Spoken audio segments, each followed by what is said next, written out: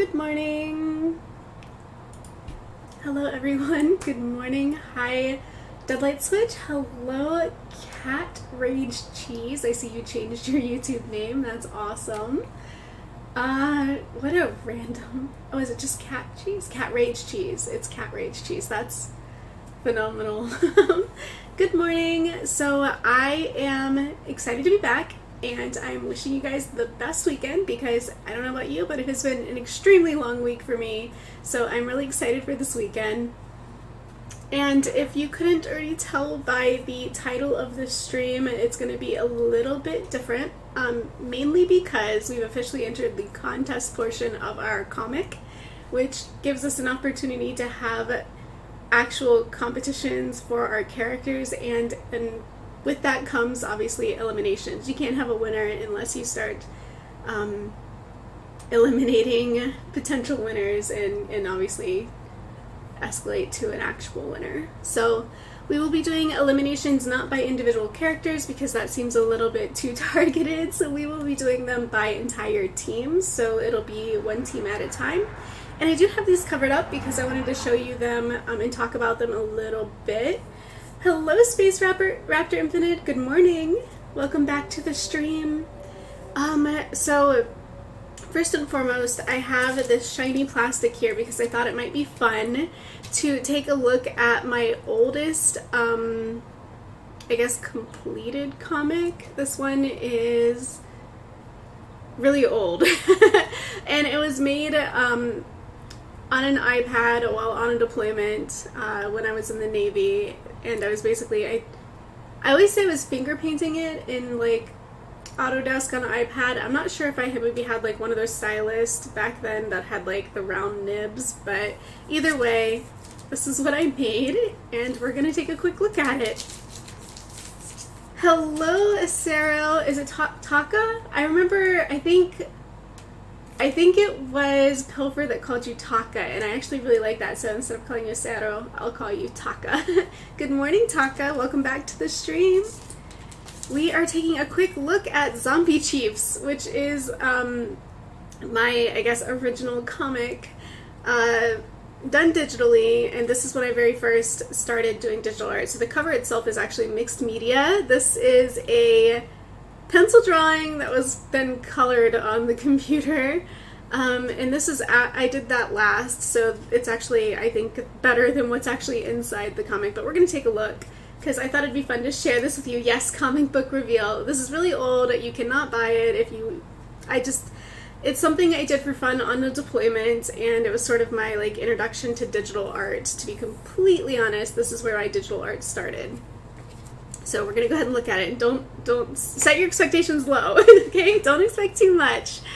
So this is the very first page here. We have Zombie Chiefs Chapter 1, and it's basically just a collage of different drawings at different scales. Very clearly this guy got zoomed in and pixelated from the other pages. So let's take a brief scan of these, and I might need to like adjust focus. Let's do that. So hopefully there we go, that's better. So I drew this on an iPad, and I was in the Navy. So, of course, I was sort of drawing inspiration from my environment, and I created this sort of scenario where a seaman in an FSA, a food service assistant, the FSAs were usually, like, really, really new people to the Navy who were, like, serving kitchen duty because it was just a rite of passage, right? And these FSAs spike the chief's coffee with, well, this one particular... with hazmat creamer. He calls it hazmat creamer, but it's just like it has this material that, you know, you would put in a very safe container in a very safe storage shed and, you know, obviously dispose of correctly. But for the sake of this comic and to move the plot along, I use that as the foil for my story, and we now have zombies by the bottom of the page. It's this guy, like, right up here. Same guy. And then... you know, it's just hijinks from there. I'm sorry, I should have probably given like a blood spoiler warning. Like, this has got a little bit of gore in it. It's cartoony. It's not like super detailed or realistic, so I don't think that it's it maybe even needs a spoiler warning, but this is the spoiler warning just in case. Yeah. So I thought that this was really funny. I drew this guy just doing this really goofy run away from this chief, the lady crawling on the ground. And then, of course, this guy blaming her. And you can tell the style varies from, like, character to character to character, because I was, like, following how-to books and looking at, like, different references and getting different results. So there's a lot of inconsistencies, but I think that that's also part of, like, the learning process when you're new to art and you're, like, new to a new media. You try, like, to follow other people's examples and you get mixed results. So I'm not going to read the whole thing. I'm just going to show you the rest of the pages now. Here we have a corpsman and what's called the 1MC, which is basically the PA system on the ship, some stretcher bearers, and your master-at-arms with his gun. Some more zombies accumulating in the kitchen, and then these guys, like, you know, doing their duty, due diligence. And, yeah, this is basically where I started, guys. Like, it's weird to do this in this order, to do a digital comic first, and then, like, years later, like, seriously, years later, to then try to do a paper comic. So it's a little bit unorthodox, but, you know, I was actually really happy with this P-way, this passageway. The ships have these, like, long tunnel passageways that have all these little segments in it, and I was pretty happy with how I figured out how to draw that one. And, yeah, so then we get to, like, I guess the end of the chapter here, where the guy runs out, outside, and, you know, it's, like, kind of a zoom out from the catwalk of the ship to realize he's in the middle of the ocean. He's not going anywhere. There's no escaping what he has started, and they're going to have to now, you know, in chapter 2, fight the zombies to get where they want to, or basically to survive. And that's kind of the premise of, like, any zombie story, but I did this one. And then here's some art of my characters by some other people, some friends of mine, and they were very kind to do this. Yeah, and I printed it at Kablam, so if you're looking to print comics, I can recommend it, because I've used it. Okay, so with that little show and tell out of the way, what nice comic. Thank you, Raptor. Thank you. I lost the little, there we go, plastic sheet for this. Just woke up and saw the stream. Well, I'm glad that you did, and I'm glad you could be here. I'm going to show you your character in color in the comic here in a second, as soon as I get this thing back into its sheet. And, so the last 2 streams we worked on this page here, under here. Let's slide this over and go ahead and fix the focus. Hopefully that, I don't think that fixed it. Let me try again. There we go. I think now it did. Maybe. Trying to tap it. That's why it's shaking. Sorry. Touching things. And hopefully the audio is better too. I discovered that in my actual system settings, it has nothing to do with OBS. It has nothing to do with the microphone. It was in the computer settings. For whatever reason, the microphone volume, the input volume defaults to 50%. I don't know why it would do that, but, like, all this time I've been, like, fighting to, like, shout into the mic for these streams so that you guys can hear me, when it's really just the computer is only pulling in half of the volume, or it's only inputting half of the volume into the programs, which was ridiculous. But hopefully now you guys can hear me better, and we're off to a much better start this morning. Yeah, so let's go ahead and talk about this new page. Let me pull this marshmallow off of here, and I'll slide this over so we can see both pages. But the last 2 streams we worked on this page here under my hand, and Space Raptor Infinite, your character Felix, is now down here, live and in color. And I wanted to go ahead and show you guys this page because I finally colored it up. I tried it. So this is a situation where, like, you experiment, you try something, it doesn't really turn out how you wanted, but, you know, you accept what you got and you move on. I didn't draw backgrounds for this one, mostly because the background would just be the same as over here, and I felt like that was a little bit of a redundancy. So I instead chose to go sort of like a showmanship route, and I wanted to do almost like they were in like a void, like they're doing a TV cutaway or something, and it's just like them superimposed or something.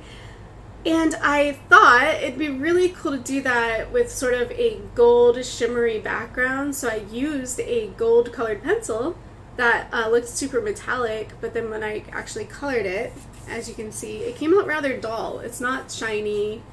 It's pretty flat, honestly. The page itself is shiny, but the color is not.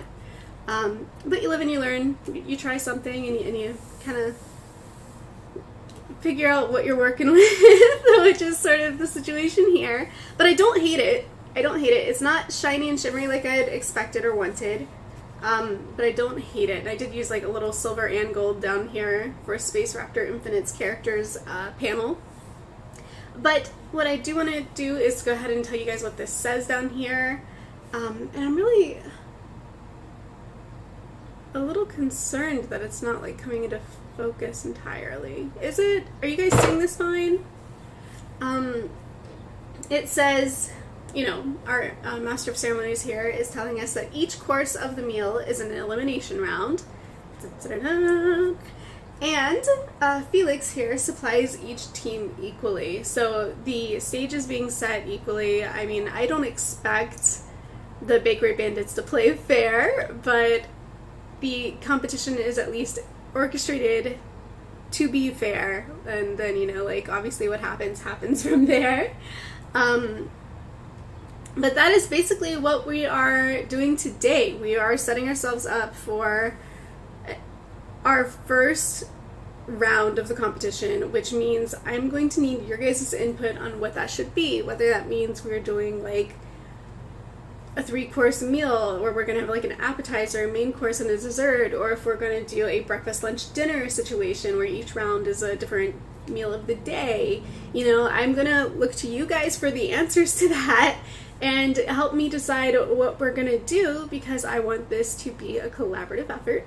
This is our comic, and I would like for your input to really shine through.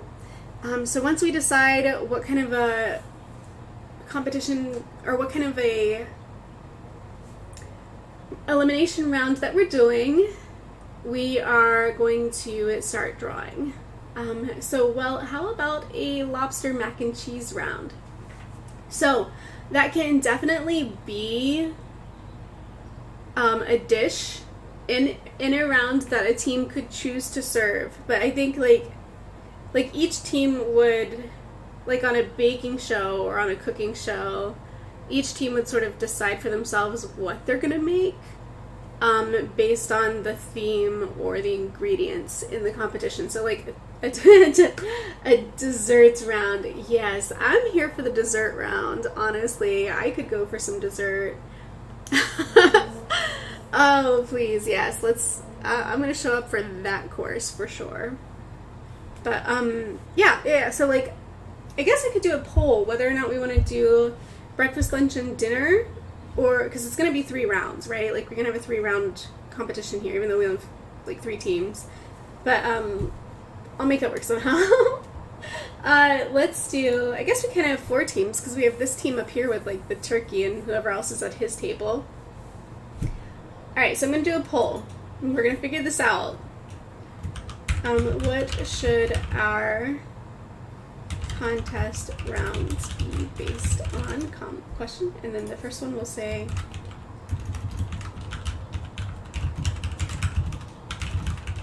and the other one will say,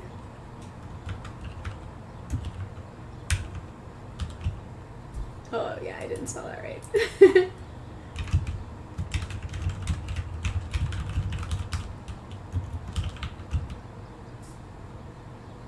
Okay.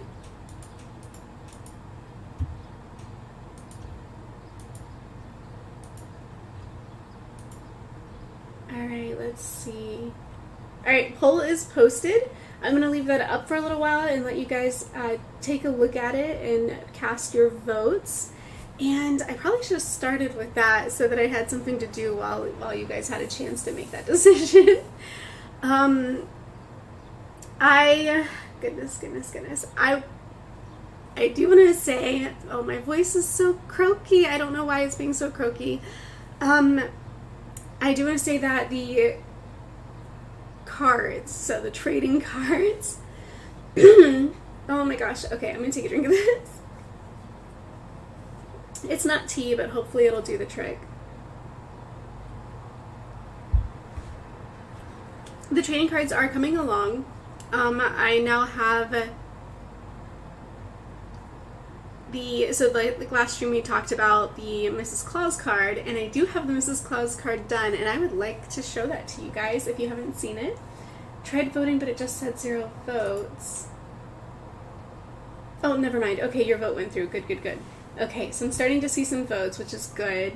I'm going to try and show you guys, hopefully this works, the card that I created for Mrs. Claus, because we had looked at like the work in progress last stream, and I just wanted to sort of show you guys the final and how that turned out. So I'm going to swing this over here. That works. And then I'm going to switch displays. Yes! Okay, good. It works. So you guys can see this now. So I put Mrs. Claus in a bakery because that do be what she do. And this is Bread Pito's character. We had like a little kerfuffle trying to figure that out because it was the only unattributed character in the book, which was so devastating. But I went back through the streams and I found out that Bread Pito had in fact conceptualized this character. And then for her tagline, it just says, not that Mrs. Claus, because you know you're all thinking it. So just to be clear, and of course she is on the team at Fun Guy Hops a Lot. This is how that one turned out, and I just thought I'd share that because we looked at the other cards last time, and I thought it was only fair that I showed the new card to you guys this time. I am going to have to draw 7 more before I have a full deck of 18, and all the characters are picked out already for all of the 7 cards that are left to be made. Raptor Infinite, yours is one of them, so this character Felix is going to make it into that, and then we also have a character who has not made it on screen, who has not made it into the book yet, but is going to be included, and that is going to be our Royal Taste Tester, who is not yet named. We're going to have to work on a name for them, but it was a character that was given to me in Discord, and which has waited a very long time, very patiently to be included in the book. In fact, it was given to me like many streams ago, so we're going to fulfill that role. He just needed a role so we could add him to the book, so now he has one, and we're going to make sure that that happens. Hopefully we can have a debut in the very first challenge. So it looks like so far we have like a 1/3 split breakfast, lunch, and dinner, 2/3 split appetizer, main course, and dessert. It looks like we might be leaning towards a 3-course meal.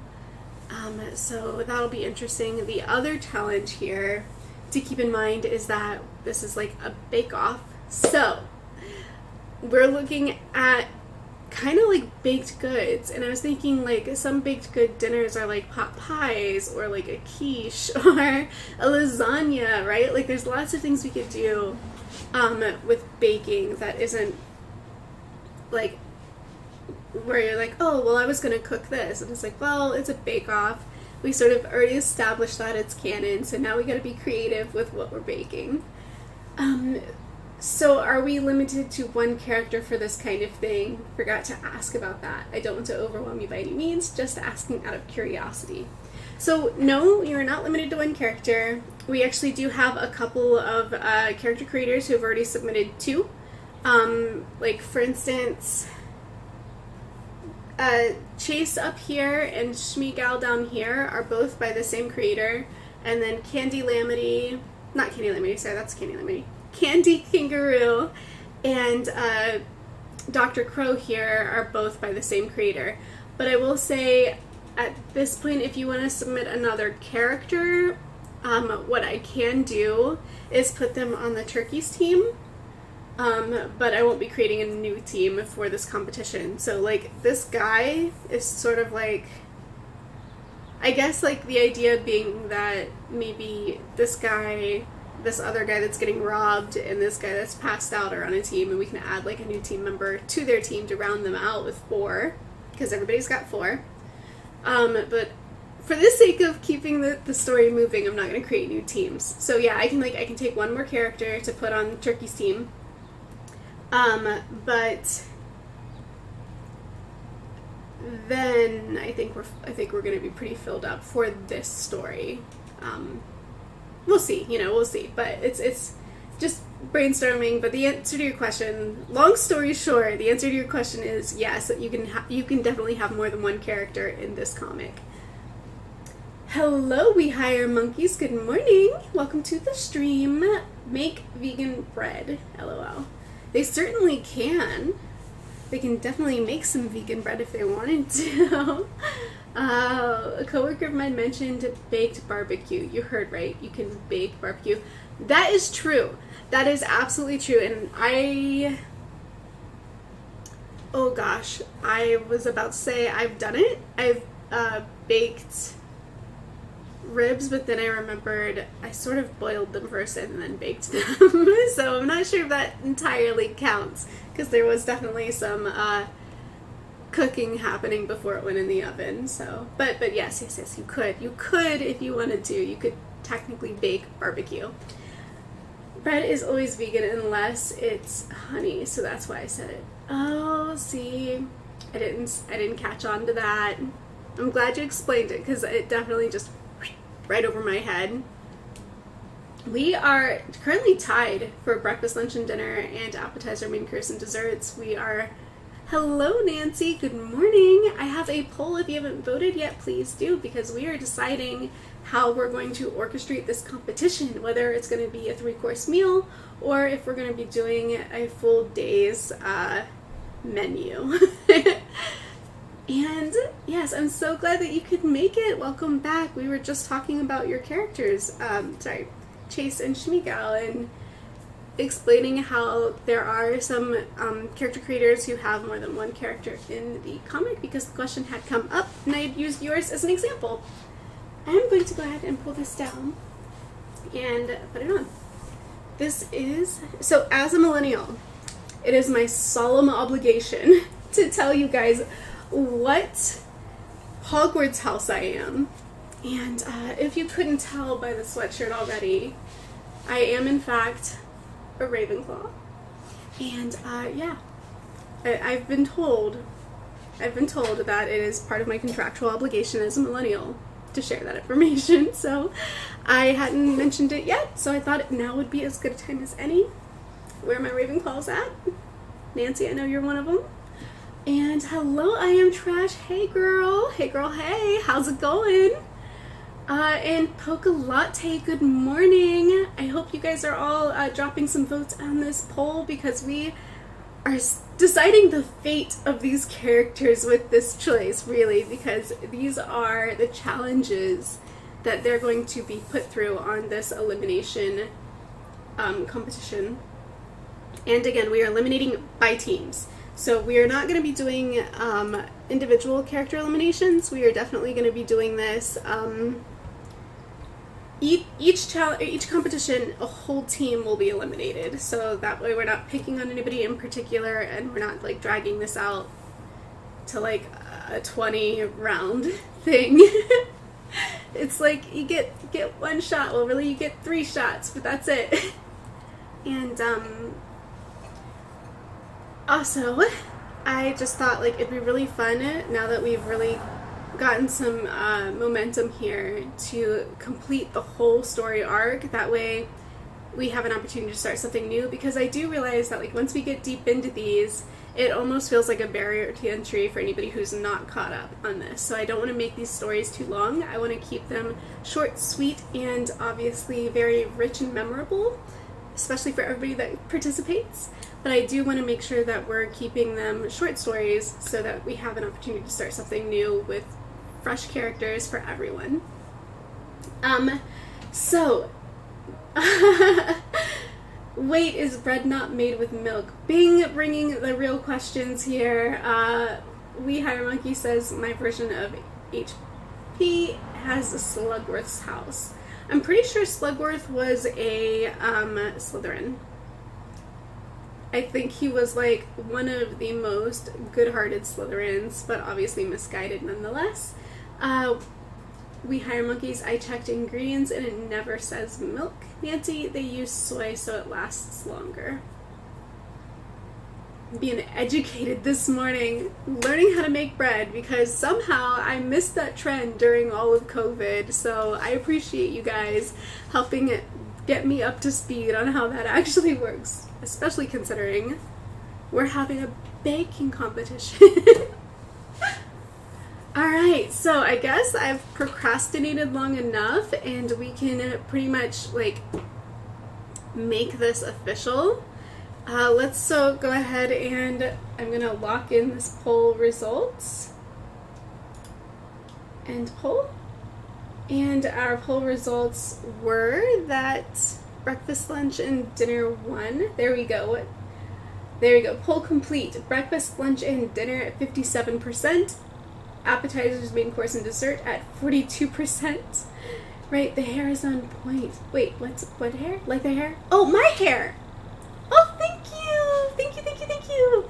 Yeah, I'm so happy with this haircut. I gotta say, like, last stream, I wasn't so sure because I think I just flat ironed it to death and I didn't quite love how it looked. But today, no flat ironing, just letting the hair be. You know, I mean, obviously it's constrained into 2 braids, but all of this can do whatever it wants. So, I do feel I do feel better, and I like the compliment. So thank you. I appreciate that you like the hair too. I'm gonna put this headphone back in my ear. I've got little earbuds in here, so I can hear what's going on in the stream, and I can hear the music that you guys hear. You do hear the music, right? Let me know if it's turned down too low. I can adjust that. No dessert. No dessert. Wait, didn't dessert win? No, it didn't. Ugh. How did we miss that? Breakfast, lunch, and dinner. There's no dessert. Well, I guess we can sort of work our way around that with breakfast. A lot of breakfast foods are very desserty. Maybe, just maybe, we could sort of squeeze some sweets in that way. But speaking of, there is no music. Okay, so you guys can't hear this at all. This whole time. Let me know if you can hear it now, and I'll turn it up if not. I'm just adjusting sliders, little sliders for levels, and hopefully it's making a difference. Okay, so you sent me another character, email or Discord? I don't remember how we worked this out last time. Was it email or was it Discord?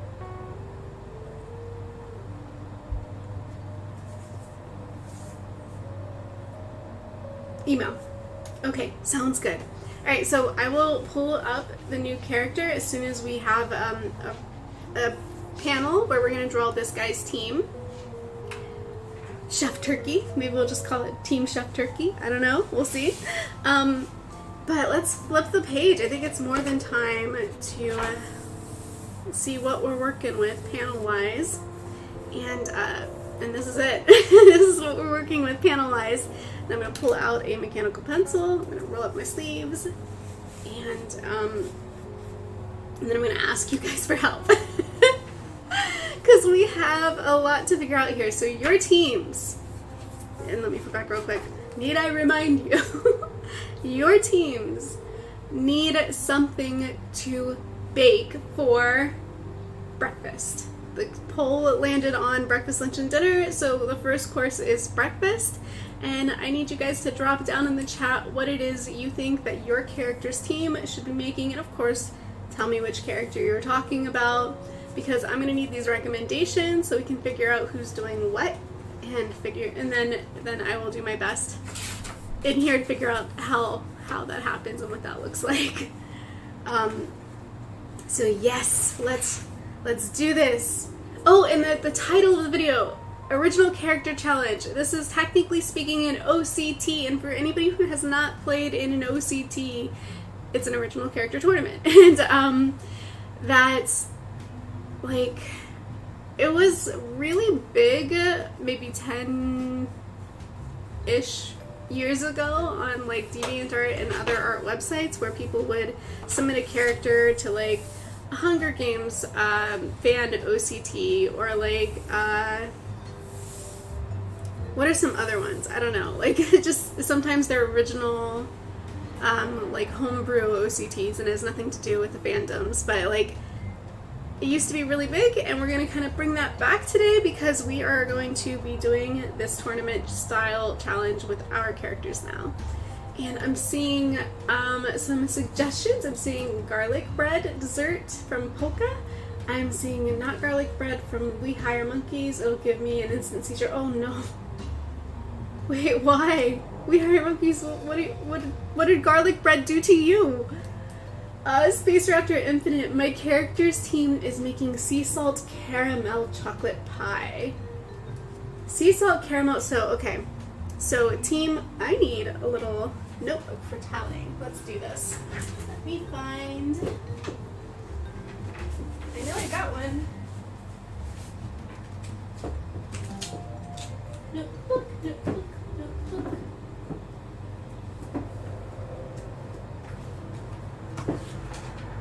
Oh no.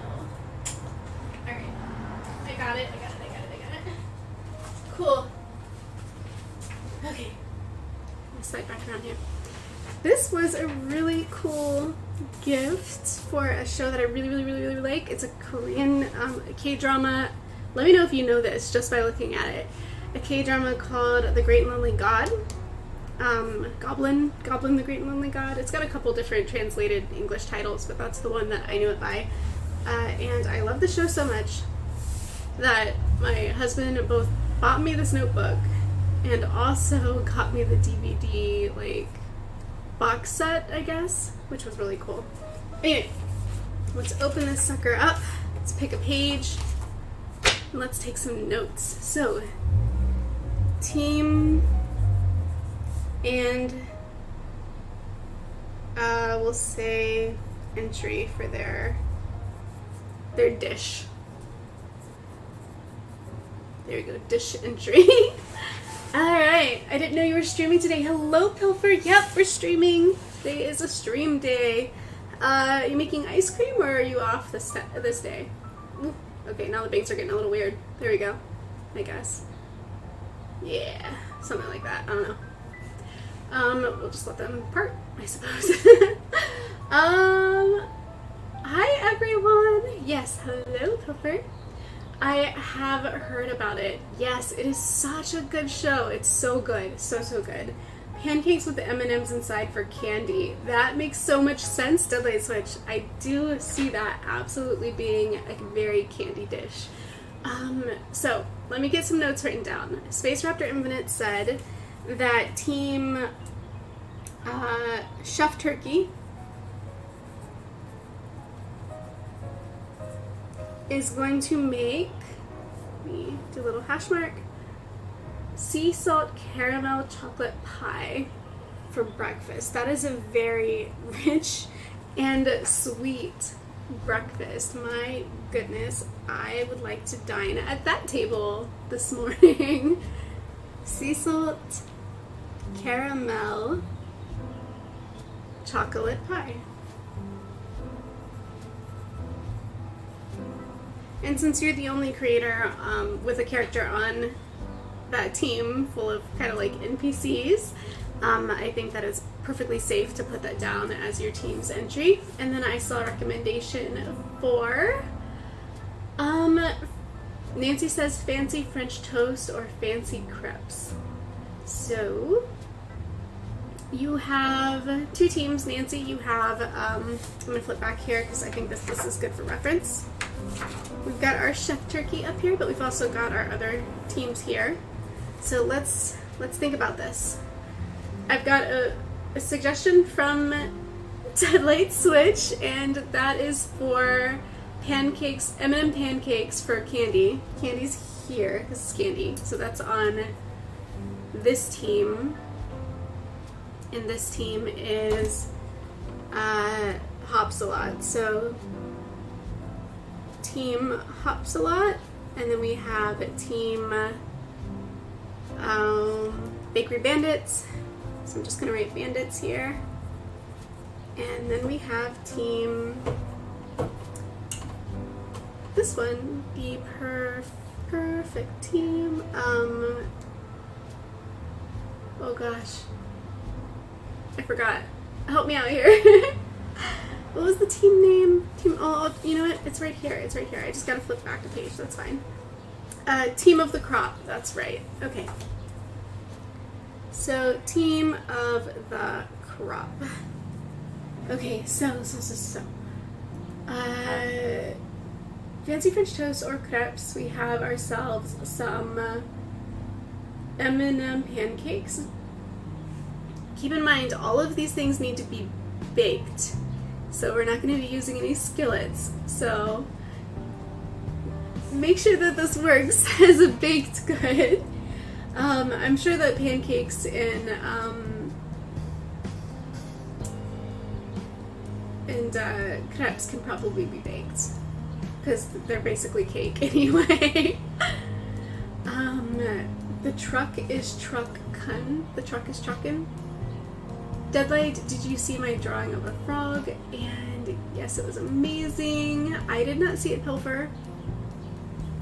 Let's see what else we got here. What if someone just puts up like a little Debbie snack cake and passes it off like something they baked? Disqualified! No, I don't know, but I think that they would probably get disqualified unless everything else that actually was baked was like totally toasted and burnt. And in which case they might win. I don't know. Pilfer says I am also a pancake boy, and we could also do fruit tart.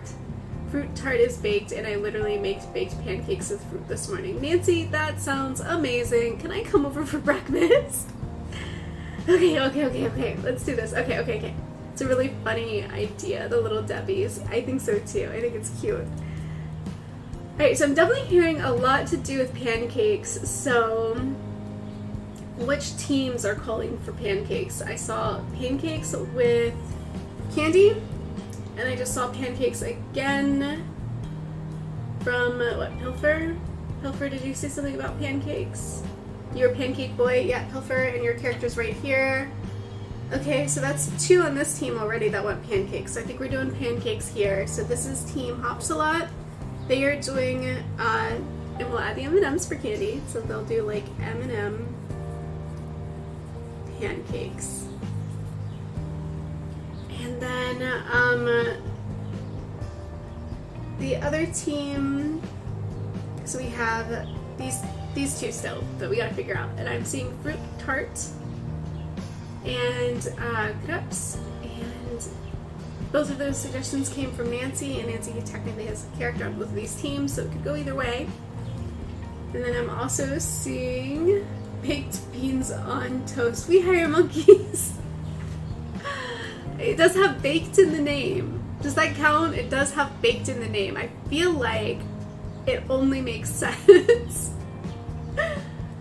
Oh man, Hi Space Cowboy, I'd hug you, but it would get poked by all of your thorns. And Space Raptor feathers actually have 30 bits are on the back and tail.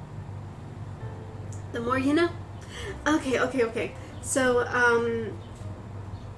fruit tart. Fruit tart could go either way. But I almost feel like, okay, so 2 things. I think I'm thinking fruit tart for these guys down here. Because looking at this team up here and the fact that they have a cat and a plant on it, 1, the cat is not going to want to eat fruit because cats are not vegan. But 2, I'm pretty sure the plant does not also want to eat fruit because that would almost seem like cannibalism. So perhaps these guys need to make some kind of like something carnivorous, like maybe a pot pie or something for this team, because while they both could be doing either one, the fruit tart could go either way. This says candy lamity on it, so a tart makes sense. And it's got Schmeagol on it, and it was Nancy's recommendation, and that's her character. So I'm thinking we're doing the fruit tart down here. We all good with that? Does that sound right? And then they can have smoked salmon on fancy bread. Nancy, what are you doing? That sounds so good.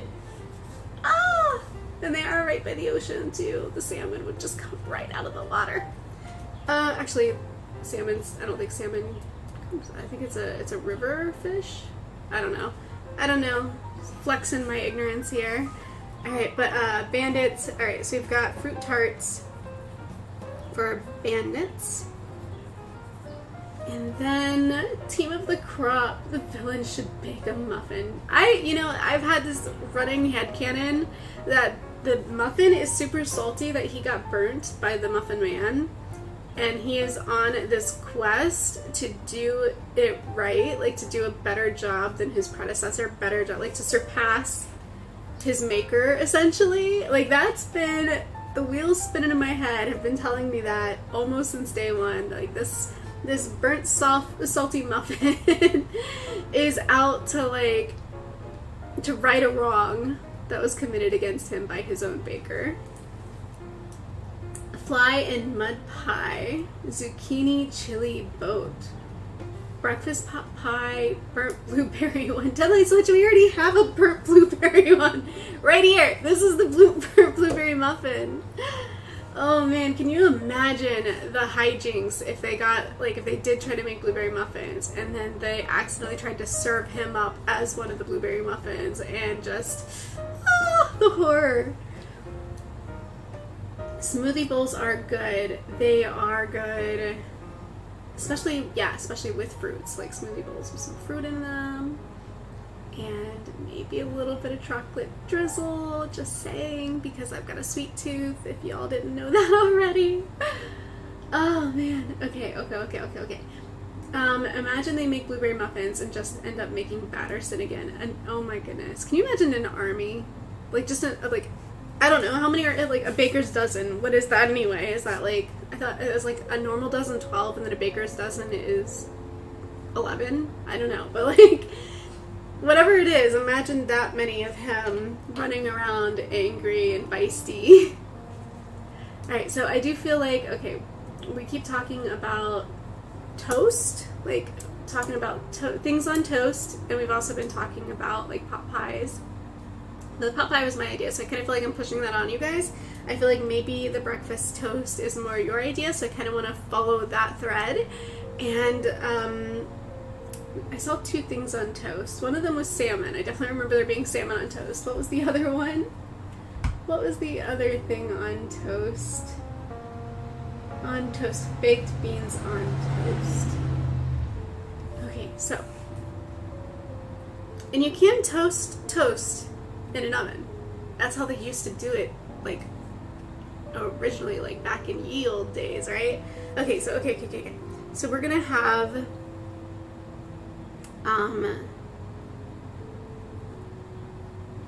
toast, topped with, and then should we do, like a spread? Like, there's different, almost like doing like a like a charcuterie board or something, like a charcuterie board or whatever. Like, should we do some that have the salmon, like cream cheese and salmon, or toast with I'll just put toast with toppings, and then we can do like a variety pack. Toast with toppings. How we looking, guys? Does that sound like a good... I think that's close enough. I mean, it's not super clear, but it's clear. Is it clear? We have our dish entries. So, drum roll please. Our teams are making Chef Turkey, Sea Salt Caramel Chocolate Pie. Team Hopsalot is making M&M pancakes. The Bakery Bandits are doing fruit tarts, and the Team of the Crop is doing toast with toppings. That is our menu for this round, the breakfast round. And, yeah, I guess it's time to flip the page. Does anybody else feel crippling anxiety when they're looking at the start of a blank page, or is that just me? Then pay Salt Bay too much to not even touch the food. Pay Salt Bay Too much to not even touch the food. Oh, never mind, it was grilled cheese. Gordon Ramsay style toast. Oh, he made grilled cheese in the oven? Is that like... I didn't see that, but I totally believe it. I could definitely see that working well. Bread on toast. We hire monkeys. Bread on toast. Yes! The ultimate topping. That's a sandwich at that point. Okay, a baker's dozen is 13. Thank you, Bing. That's what I needed to know. So we're talking an army of 13 muffins if we're making muffins. Okay, so it can be bought smoked, but you can also smoke it in an oven with wood chips and a small amount of water under the salmon. Salmon is so good, you guys. That is my weakness. Okay, okay, time to stop drawing. I'll murder anyone who stops me. Oh my gosh. Yeah, this is the hard part, the internal screaming. Yes, Bing, nailed it. The internal screaming right now. Like, I'm reading your comments, but I'm also thinking about this overhand. I'm like, what am I gonna do? Like, what am I gonna draw first? There's all these blank squares. What am I doing? So I guess, narratively speaking, the first thing we really need is for this guy to tell them that they're making breakfast. So let's do that. But I do kind of want, so we've got this big box here. I feel like this should be like a scene setting box. Like maybe we have like a table here, and a table here, right? So let me just sort of scribble these in real quick. These are all tables. You just, boop. And then we'll just give it like another table like back here to say, yeah, that's a table. Right? Like these are tables, sort of. I mean, they might as well be, right? These are tables. So each team's at a table. I missed a table. We'll just add another table right here because we have 4 teams now. So each team is at a table, and let's just assume that we've got some outdoor Horna-style ovens on the beach here. So we're looking at, do I want to put the ovens in the picture? I guess I could. I could do like, yeah, we'll put them here. And then we'll have like the smokestack chimney back here, and then all of this can be like bricked in. And we'll do another one like this here. That way we can tell from this picture. So this is gonna be like our setting the scene, right? Because you gotta have that one panel, even if like all the other panels don't have backgrounds or they have ambiguous backgrounds or maybe like, I don't know, a gradient or something. As long as we've set the scene so that the viewer, the reader, kind of has an idea of where this is happening, then their mind will infer the rest. So that's what we gotta do here. We gotta first set the scene, which is the hard part. But I did just do like a whole, what do you call it? I just did a whole series of videos on like background tutorials from easy, medium to hard. And yeah, now it's time to step up to the plate. Okay, so we've got ourselves these ovens back here. We've got ourselves tables, and honestly this table, I want to bring it down a little bit. So let's bring that down a little bit. I think it went a little bit too high. So we're gonna kind of reposition this to give to just, I think the lay of the land needs to be a little bit more. Actually, that one's probably fine where it is. This one here. And those are our 4 teams, and then all I need now, they each get their own table. What I need now is maybe our announcer guy, our master of ceremonies, explaining what it is that we're doing in this competition. So basically we just need the announcement that first challenge is going to be a breakfast item. So we'll put, and we haven't done a full body of Mock yet, right? Like we've gotten him here. Oosh, you can't even see. We've got him here and here. Basically just a reverse shot. Like I just mirrored him, I flipped him. So what if we did a full body shot for this guy, just to mix it up a little bit so we're not doing the same thing over and over again. We'll shake it up. We'll put him, but I also want it to be like a confident shot, right? Like I want there to be something in this pose that just screams confidence. And maybe we could make it literally screaming into a megaphone. That'd be pretty dope, right? Like, instead of a microphone for our guy, considering sort of the world building we've done so far, maybe instead of a microphone, we do a megaphone. So maybe we got this guy back here. Maybe a full body was too much, because I want to get this megaphone detail. So maybe instead what we'll do is a 3/4 view, right? So we've got this megaphone, and we've got a riser, so that it's easier for you guys to see what I'm drawing. Now that we're into the drawing part, we don't need to see the whole page all at once. Let's zoom in and give you guys a much better look. There we go. See, isn't that nice? Like, so much better, and it's such a better viewing experience for you guys who are joining the stream. So I'm planning to make geometric shapes, the anime with a Sierra that has a pompadour. Oh, is that like you mean a character? A character that has a pompadour? A misdrawn circle. Is it wobbly? Is this wobbly, or are you?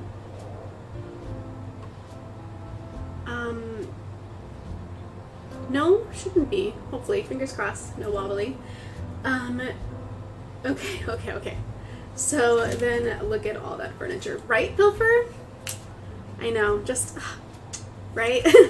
This silly furniture that honestly, it just takes a little bit to infer a scene. It doesn't take too much, and that's sort of what I've done here. I've just inferred a scene with a couple of props. That's all it takes, it's a little props. Alright, so we've got our guy back here shouting into this megaphone. We'll just have him here. And this dude's got like the whole my hair is on fire kind of hairstyle going on there. So we've got that. Let's get a full body going on here.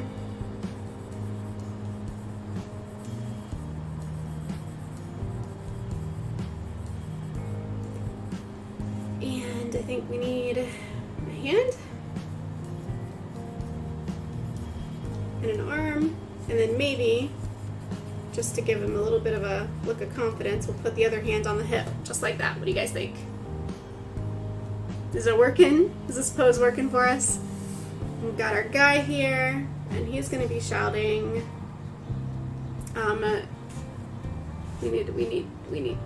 We need a quote. He's going to be shouting something about. The other hard part is making the large character fit into the panels. Yeah. Having some very like the raptor, for instance. Trying to put him into a small panel, like you're gonna either have to like crop and do like just sort of like a headshot, or it's gonna get really claustrophobic, right? Like, but there are techniques and there are ways. I don't know all the ways, but there are ways. Yeah. So okay, we've got this guy talking about your first challenge. Your first challenge is to make breakfast. And then we can just have really big the word begin right here.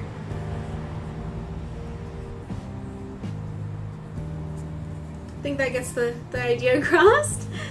Okay, so I don't have a problem at, well, yes, in digital, when you can make your canvas that large, of course.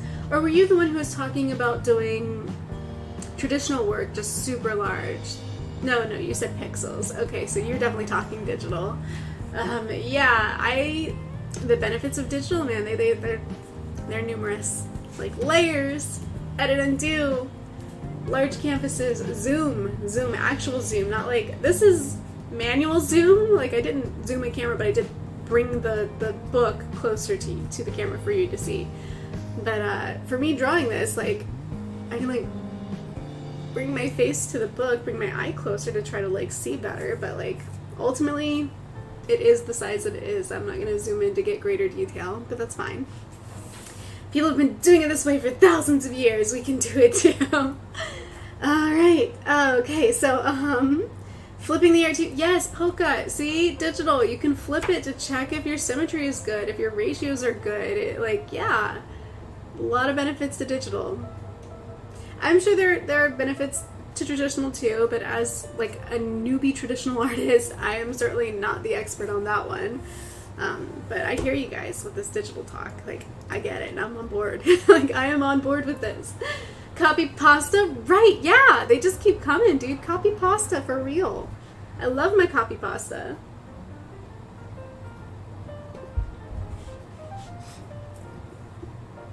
The zoom is a double-edged sword, as I get concerned about making my image pixels perfect, and with 10K, there's a whole lot of them.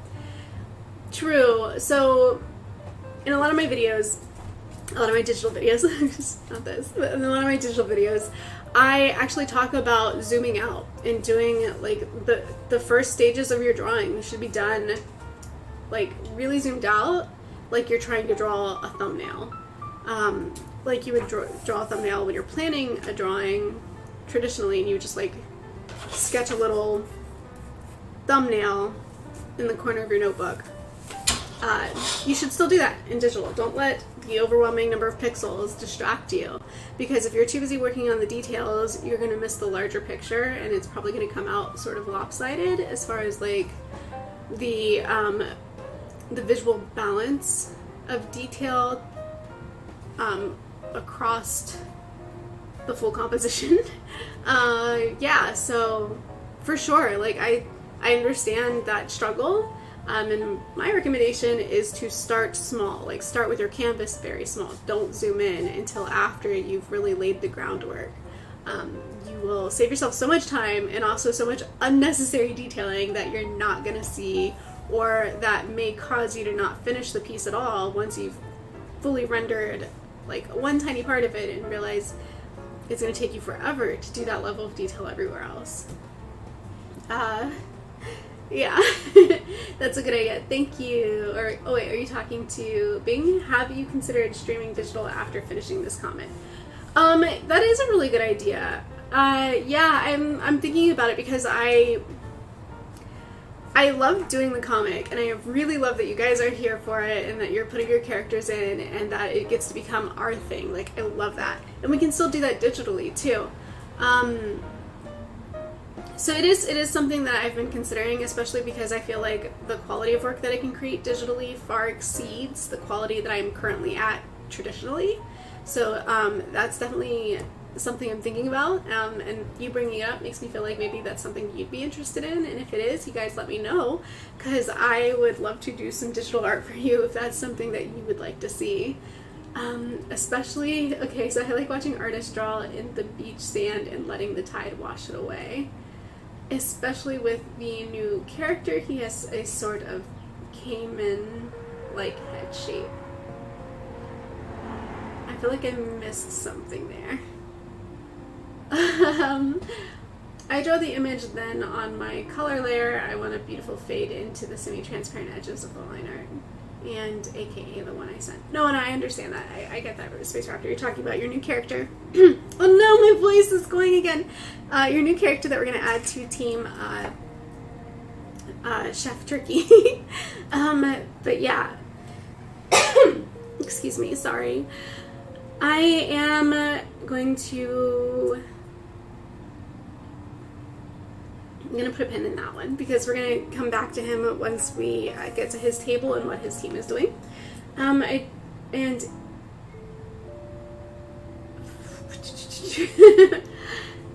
Yes, so I feel like I definitely got really distracted there. RIP voice, you are so right. You were so right. My voice is definitely on it's on its way out, unfortunately. And I just keep drinking this stuff, which probably isn't helping, but it's a temporary relief. Alright, so yes, we can experiment with doing digital art on stream. I think that's a really good idea and something that I could definitely do because I feel most comfortable with digital art. Totally more comfortable in the digital space. It may not be as funny with me laughing at myself and being very nervous to even start something, but you never know. We'll see where it goes. Maybe it's more the live part of it than anything that makes me a little nervous because I don't get to edit out any part of this. You see all of it. You see me first thing in the morning when I'm not at my fullest, and you get to see the parts where I'm like, oh, that didn't work at all. Let me erase that instead of just deleting it, you know?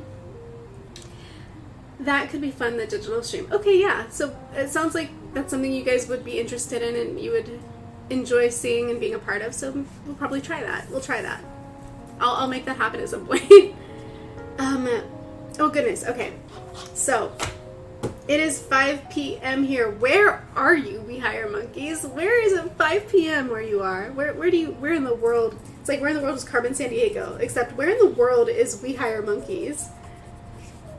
It is, goodness, what time is it? It is 9 o'clock.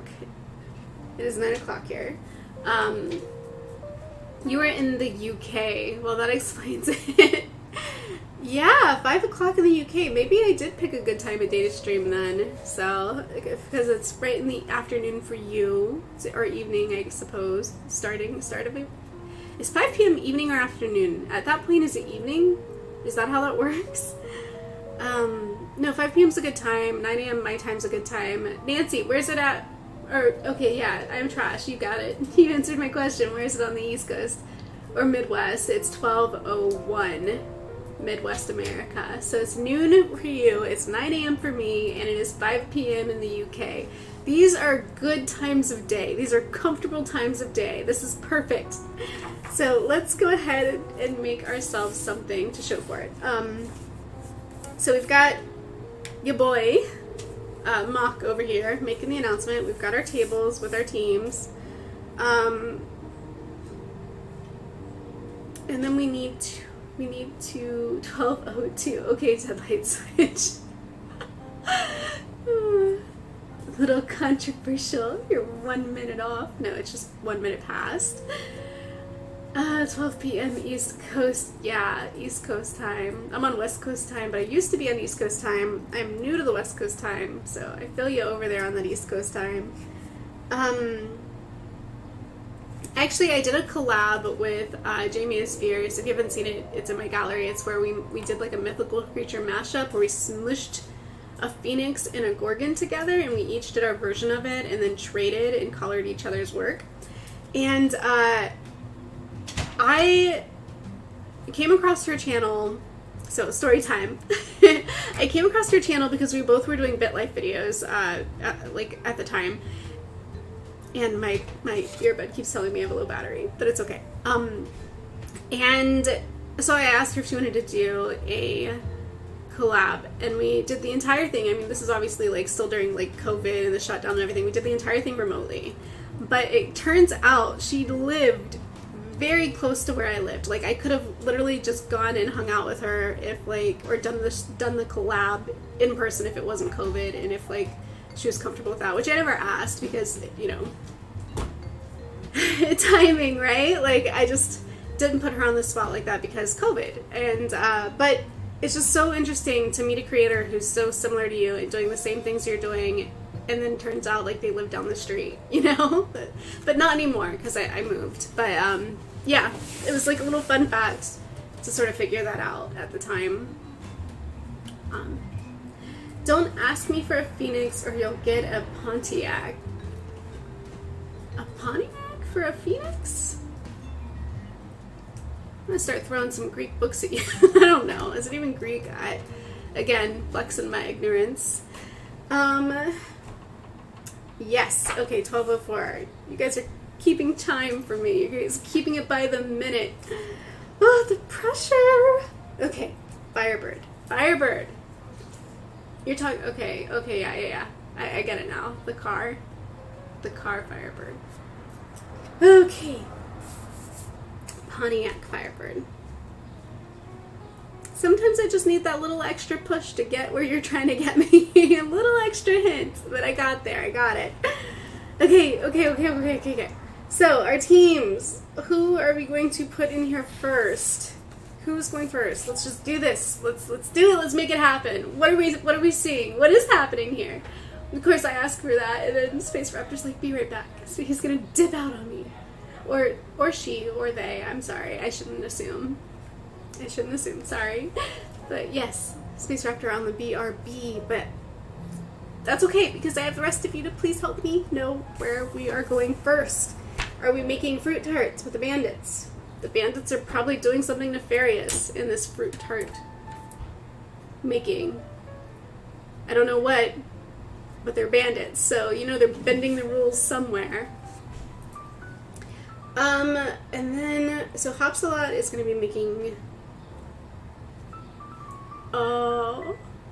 and that's it for me. No more earbuds. The battery just died. But that's okay. I don't need to hear the music to know that it's playing. Hopefully you guys are hearing it. I did turn the volume up on that. Put the muffin in the fruit tart. Deadlight switch. I don't know if that team's capable of murder. I don't know that they have it in them. They're like the goody goods, right? Like they're the nice team. That seems very out of character. I'm getting artist block already. Poca latte. It's hard. It's hard to yeah. It's one thing to be like, okay, I'm going to design a character, and then they're just T-posing there, and you're just sort of drawing clothes on them or giving them a hairdo. It's different when you're like, okay, now I want them to do stuff, and you gotta draw them doing stuff, and you're like, how do I do that? Oh, goodness, sacrifices must be made. Space Raptor, we hire monkeys. I actually have a few friends from the UK. The dinosaurs that based my art is from the UK as well. Deadly Switch, I will argue though, a muffin is not fruit. It's not a fruit tart if we put the muffin in it. Well, granted, he does. Okay. You know, before you say it, I'm going to go ahead and say it. He does have blueberries. He is a blueberry muffin. I always just hero pose. Yeah, hero pose. It's a step up from a T-pose. Unless you're trying to do like a turnaround where you want nothing to be obstructed for the sake of somebody trying to 3D render or animate it. In which case, maybe a T-pose is superior. I don't know these things. I'm just guessing. But yeah, hero pose certainly looks a little more natural for sure. Man, writing out ideas for my characters to be drawn in is really tough. This is so true. I'm having this struggle right now, right in front of you. We have a story. These guys are making these dishes. And now I'm looking at this and I'm like, okay, but what does that look like? What does it look like that these guys are making these dishes? How do we put that in a picture? Whatever position where the hands are hidden usually works for me. Hold that thought. I'm hearing an alarm and I kind of need to go see what that is. We'll stand by.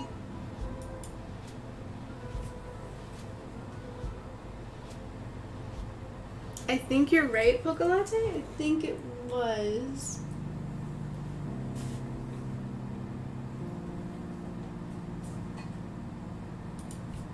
I think you're right.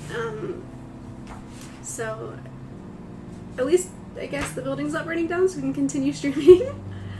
Amber Alert. So I have good news and bad news about the new character. Which one do you want first? A muffin being murdered alarm. We hire monkeys. We are not murdering any muffins. Oh my gosh. You're trouble, man. You're just trouble. You can give us the good and the bad news all at one time. We can take it. I promise you we can handle it. Alright. Drop out muffin fruit tart. Okay. Alright. Ooh. It's like a kid crying. Can you guys hear that? You do hear that, yeah. Space Raptor is a he. I hear baby. I do too. Stream is getting weird. I'll be right back.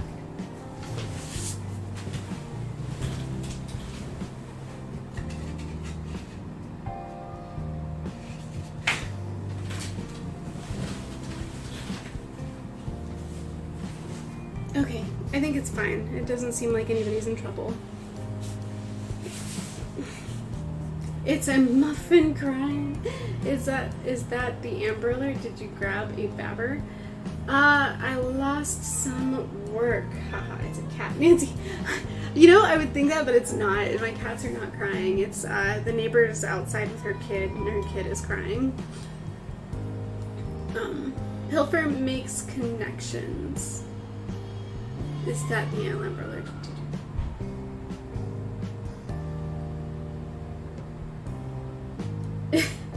It's definitely a kid, guys. It's definitely a kid. I just looked out the window. It's a kid. And I think it's just normal kid crying. I don't think, like, the kid's in trouble or anything. Okay. What a weird turn of events. Okay. Guys, I love that you are totally chill with me being off topic and going off topic with me. As long as you're not disappointed in what's getting done here, I'm all for it. But if you ever need me to get back on task, you can let me know that too. Quick, does anyone know what a human child looks like? Because I don't.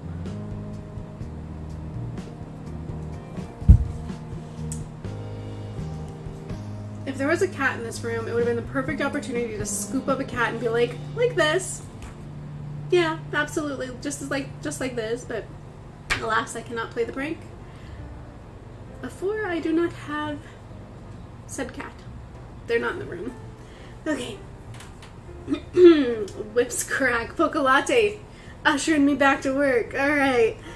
I think that we need to just go with it. We just need to put something on the page and we can then mold it into something else if we need to. So let's start with,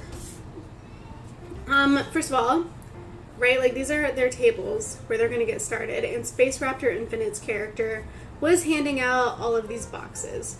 So I'm going to start putting boxes on tables because I think that first and foremost we need to acknowledge the fact that they've been supplied by this character. So we're going to go ahead and put these boxes in here on the table.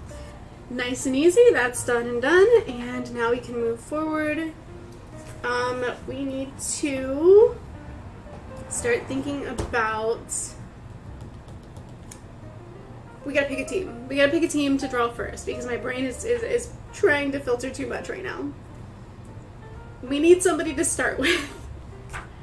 And I think based on who's currently in the chat, a great place to start is going to be with Team Hops a Lot. These guys right here. Oh, goodness. Forgot it zoomed in, so I gotta like push things around so you can see it. This team here. So let's start with Team Hops a Lot because Pilfer's here. That's Pilfer's character. Daylight Switch is here. That's Daylight Switch's character.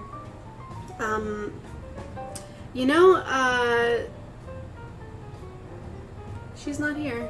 And I do not think Bread Pedo is here either. So maybe it's not quite the slam dunk I thought it was. Alright, so who else do we have that's definitely here? Art by Kelly's not here. It's Art by Kelly, Art by Kelly. Blacklight Kitchen's not here. Deadlight Switch is here.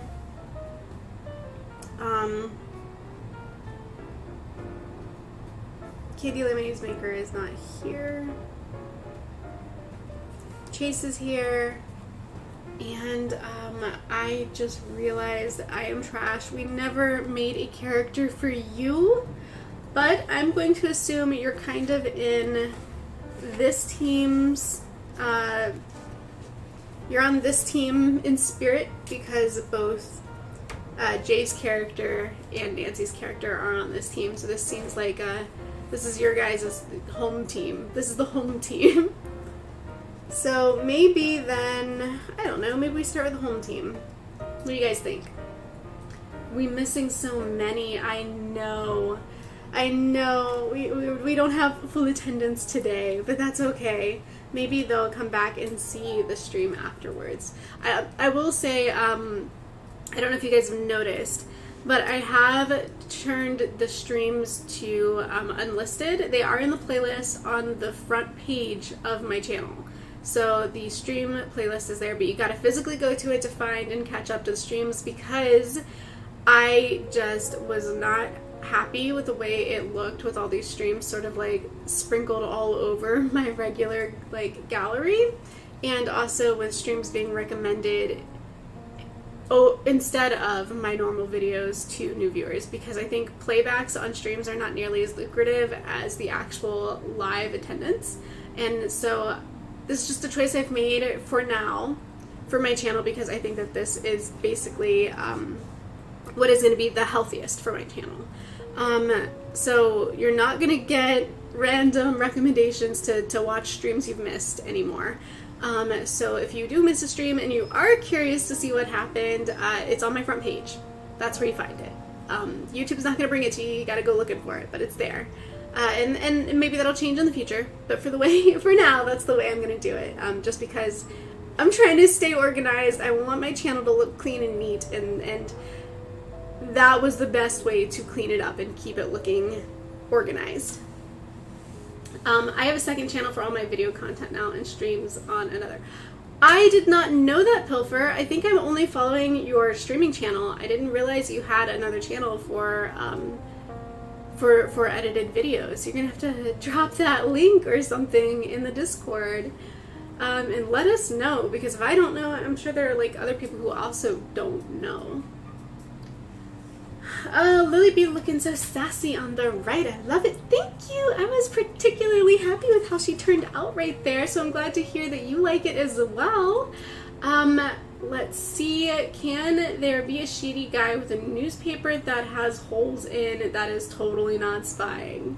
Absolutely there can be. That is definitely doable. I could totally squeeze that in any random panel. The good news from Space Raptor Infinite is that the new character doesn't have any dorsal spikes, so that helps it fit into the panels, plus the color scheme is easy. The bad news is that his neck, back, and head have crocodile-like armor coating, so it may be tricky to draw. I don't actually think I'm going to have a problem with that. I think that any kind of like scale mail armor is going to be totally fine, because I feel comfortable enough having drawn stuff like that in the past that I think that that's going to be fine. Tell us the name, Pilfer. Yeah, we want to know about the other channel. Holding out on us. I won't tell anyone else. Deadlight Switch is not being honest. He's going to tell everyone. Pilfer, I haven't shown anybody yet. That's why we don't know about it? You want more content for it first? Alright, well, you know, like, make the big announcement then and make sure it reaches all of us when you do.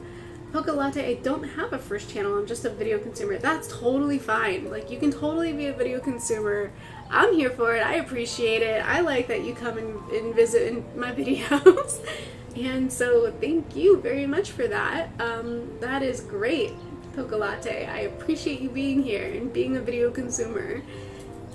Without video consumers, it would be hard to feel motivated to make videos, so I really appreciate it. Pilfer agrees. He says, yay.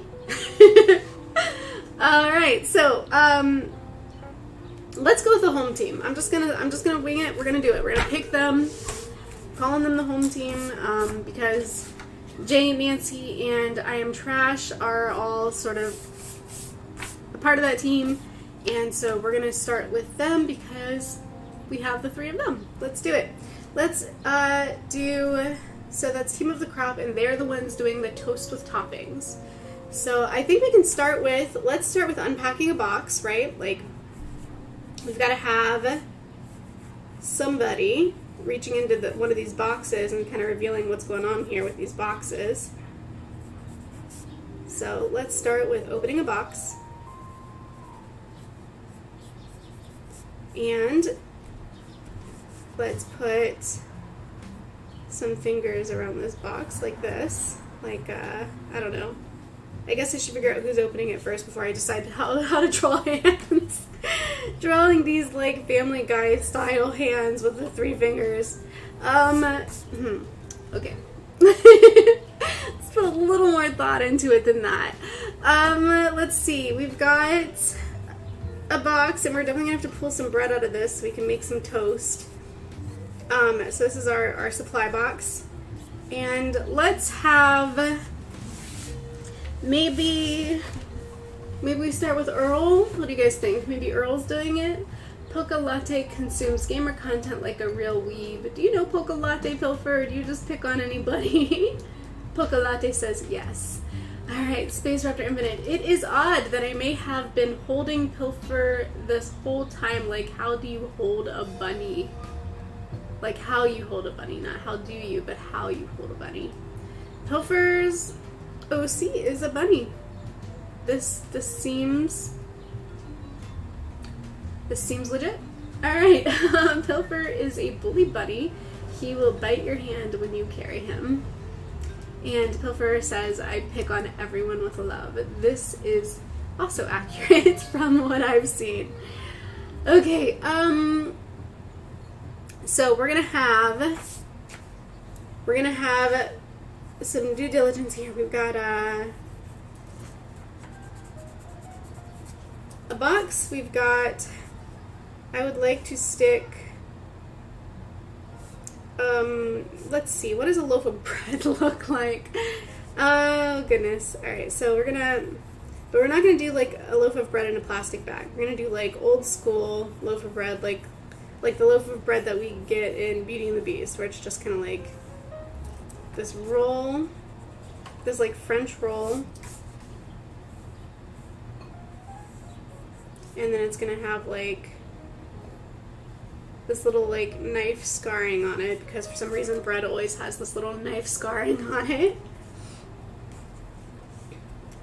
And then of course I'll just have to use color to sort of inform the rest. So we've got this roll of bread, and oh gosh, what else can be in the box?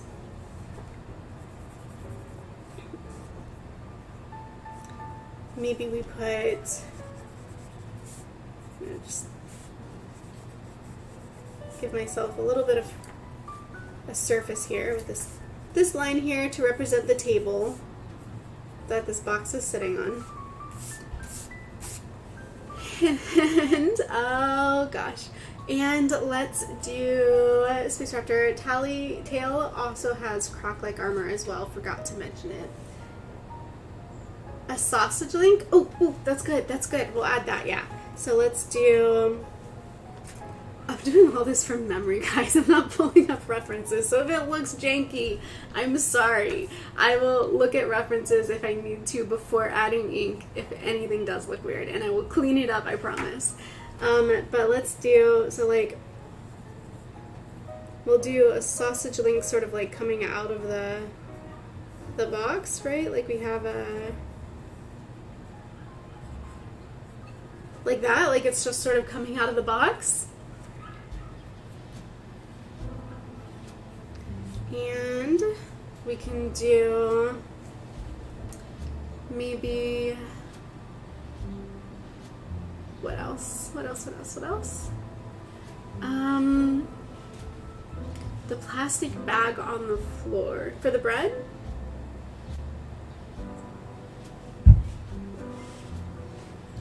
Sausages, yes, sausages.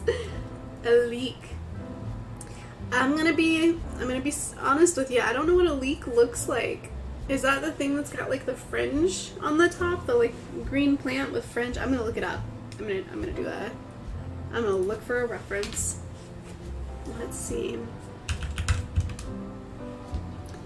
It is the green plant with the fringe on the top. Oh yeah. Okay, so let's add a leek in here. We'll just we'll start with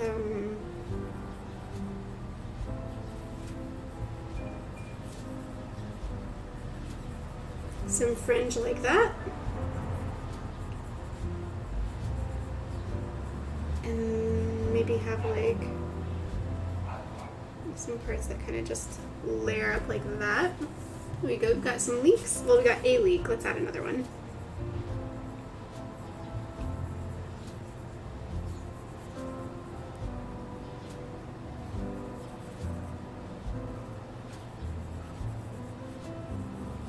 So now we've got 2 leeks in the box.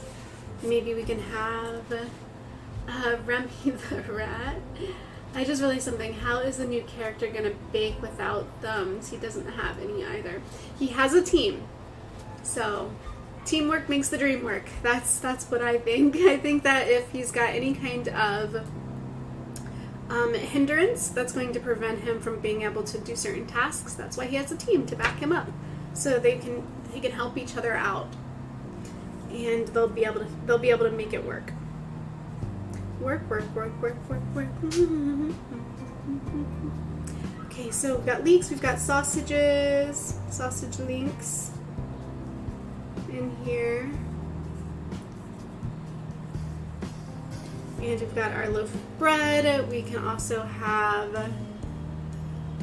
I don't know, like maybe a roll of cheese, like a, no, not like that. Oh gosh, I still want the box to look like a box though, so I also need to be careful that I'm not obscuring the container while I'm at this. If they don't have any hindrances, then I will become the hindrance. Snaps fingers. We hire monkeys, I have no doubt. You would make it happen, you would make it work. When in doubt, we hire monkeys. Like in Animal Crossing Villager, they have no fingers. Fingers are overrated. It certainly makes drawing a lot easier if you have like a style like Animal Crossing where the hands are just kind of nubs. They're just nubs, like just like this all the time. Woo! Or I guess a fist, like a closed fist, as dinosaurs often do. Okay, so well, in both Jurassic Park World films, they're featured in. And all the films that they're featured in are always shown with 3 fingers on their hands. So, Powerpuff Girl hands, yeah, Polka. That's where it's at. That's like, that's the style. Absolutely. Reminds me of Dragon Maid with the ball of tiny hands. So I'm not familiar with Dragon Maid, but I do sort of get the aesthetic because all of those things have that in common. The Powerpuff Girls, the Animal Crossing, the Dragon Maid with the ball of tiny hands. For sure. I think that, you know, with enough recognizable features, we're willing to suspend disbelief for stuff like that, which makes it fun, like to be able to simplify. Simplifying art styles is great, and it definitely helps when it comes to like comics or animations, because if we were trying to do like realism with everything, we would never get through making sequential art, just like we're not getting through making sequential art here, but we will, we'll get there, I promise. we're 3 panels in, that's not bad. Yeah, so I guess I can take this reference of leeks down. I don't need that anymore. There we go. What else can I say here? Maybe like some peppermint sticks or something. Let's try, or cinnamon sticks. Let's try some swirly dirly cinnamon sticks. And we'll do another one here.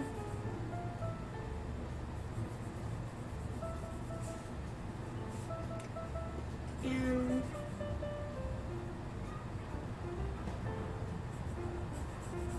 maybe another one like there. Alright, so we've got a box full of ingredients here, and then I just need to stick a face back here so that we can see sort of like whose box this is. And it's going to be, since we're doing Team of the Crop first, it's got to be one of those 4. And I'm seeing Space Raptor Infinite says, so design-wise, has anyone ever noticed how when a dinosaur is shown eating someone, they always use the middle part of the jaw instead of the front and back? No, I can't say I've noticed that, to be honest. I haven't really thought too hard about dinosaur anatomy before. I think maybe if I was like more used to drawing dragons or dinosaurs or like crocodiles or things like that, maybe then I would have put more thought into it. But me personally, no, I haven't really noticed that or thought about it. Poca Latte, a fish head sticking out, maybe a salmon. So smart. Yes, that's good, because we need a roly-poly fish head. No, we do need fish because we are planning to do a dish that has fish. So let's do that. Let's get a fish head in here. And then maybe we just do like a little X for an eye, like it's a dead fish. Oh, I cracked myself up. But no, I love that idea. Thank you so much, Poca Latte. That's perfect, because we do need some salmon in our box so that we can create salmon on toast. Alright, so that box is good. I love it. We got there. So then I'm just going to stick, I think what I'll do is we'll put a head back here like somebody's looking in the box, and we'll do round glasses and make this one Earl. This will be Earl looking in this box. And Earl's got that like hair that circles the head like this. So we'll do a little bit of that sticking out. What is that like Back to the Future doctor guy's name? It's kind of like that style.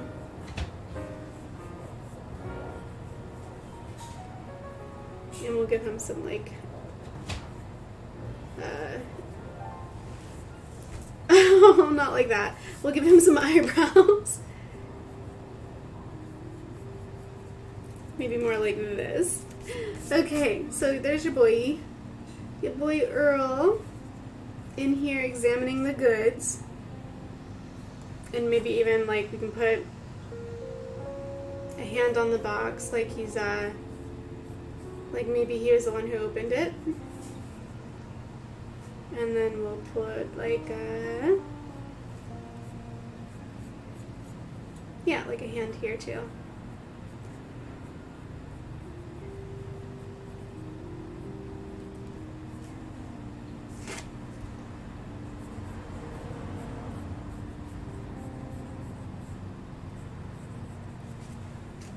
Something like that. So I've got this very disproportionate hand. It's too small. It's too small. It's too small. Maybe I'll just do the one for now, so we can keep going instead of me correcting hands all day, because we all know that hands are hard to draw and that could take a while to fix. So we'll just have the one on the underside of this one, of that flap of the box. Okay. So let me prop myself up a little bit in my chair. I'm seeing We Hire Monkey says I have a unibrow. Was that thought brought on by the fact that I was drawing his glasses like this, like just a flat line across the brow, the brow bone? Or was it by the fact that I was erasing and redrawing the eyebrows because they were looking pretty, they were looking pretty something. Oh, goodness. And nobody can take it away. We Hire Monkeys, we wouldn't dream of it. We would not dream of it. You may keep your unibrow. We would never dare to take that from you. Poca Latte, didn't they just call him Doc or something? I think you're right, actually. Doc, yeah, I mean, Doc Martin? Does that make sense? That rings a bell. Doc Martin? Or those are shoes, aren't they? I think I'm thinking of shoes. Yeah, I think just Doc for the sort of mad scientist from that movie. But anyway, the point being, like, Earl's got that hair. I hate not getting enough sleep for the day. Then you think I don't get to sleep again for 18 hours. How is your weekend? Well, it's off to a good start. We're having a really good stream, I think. I'm having a lot of fun with you guys, and I'm sorry you didn't get enough sleep. That is sort of a miserable feeling. I definitely had a couple days like that this past week where I felt like I was dragging my own zombie body through the day, and work not end soon enough most of this week. It was a rough week, but you know, there's always next week. We Hire Monkeys, the Libyans are coming. Space Raptor Infinite Roly Polies. You need a what? You need a what? Roly Poly? Like, alright, I feel like I've lost the context of whatever's being talked about in chat here, so I'm just gonna smile and nod. Yeah. Yeah. Okay. So Earl's got the box. He's got the box. He's got the box. His hair looks a little lopsided, but he's got the box. There we go. Obviously with pen, I can make that a little bit cleaner and then erase the pencil marks later. Alright, so let's see. So now that we've got the box, we know that this team is going to make toast. So we need somebody to cut the bread, somebody to toast the bread, and somebody to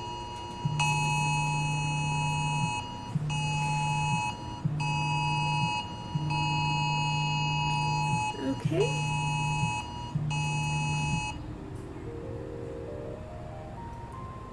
Something's going on in the area. Roly polies you need. So I'm gonna put you guys on a quick BRB just to check on whatever that is, and I'll be right back.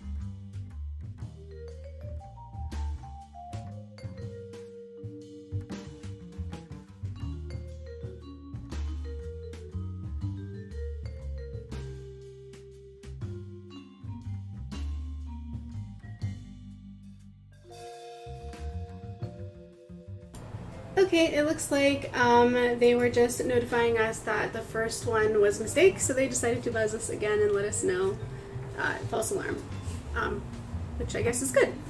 Oh, so let's go ahead and continue where we were, and let's. Trunkan is finding this. Oh dear. Okay. I feel like you were deliberately writing hard to say things to see how I'll say them. Yeah, that sounds like, I have no idea what that is. Oh, goodness. Alright, so, first and foremost, I do want to say thank you guys for sticking around through that break. I am back. Trunkan, like, yeah. Alright, you guys are speaking another language at this point. So, let's go ahead and work on this comic a little bit more and get our team all set up for this first challenge, because at the end of the day, somebody's getting eliminated, and we need to make sure that we're giving every team the best chance that they can have. And with that in mind, I actually would love it if we could do these 3 panels, get these done, but also jump over here to the second page and start. Just start. We don't have to finish it, but at least start penciling in what we're going to do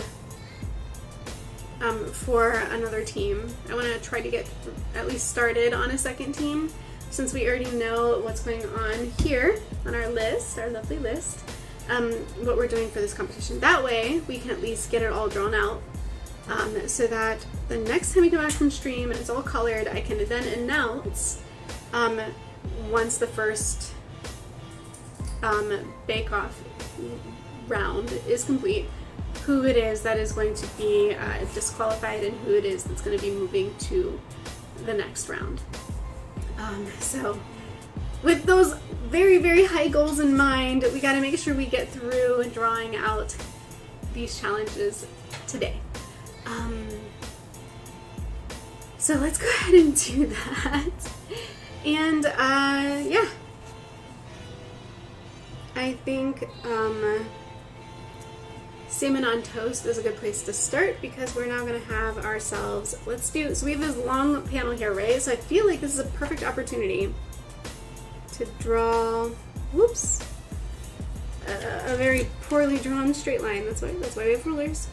So let's come in here and try to draw ourselves a better straight line, which is obviously very lopsided too because I didn't try to straighten the panel first. There we go. So that's going to be like our table, our long table. And then at one end of the table we have, I want to do like, somebody's over here cutting the bread, right? So we have this loaf of bread being sliced. So we've got slices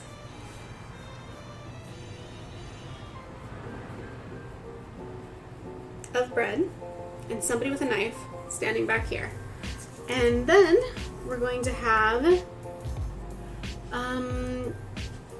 somebody with like, let's do it like this. These things, you know, like those you stick them in the oven. They look like they're made out of wood. They're boards. They kind of look like you put a pizza on it and you stick it in the oven. Does anybody know what those are called by any chance? And we're gonna do that, and we're gonna stack some bread on it, or put some bread on it so that we can toast it. We'll have somebody toasting, maybe with like a big old oven mitt.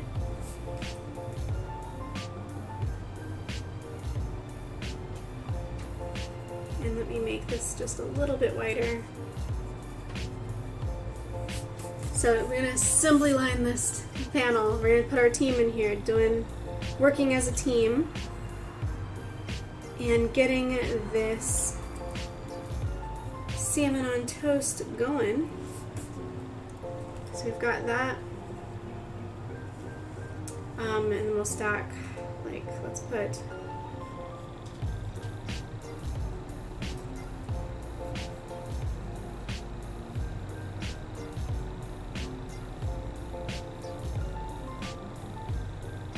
some bread on there.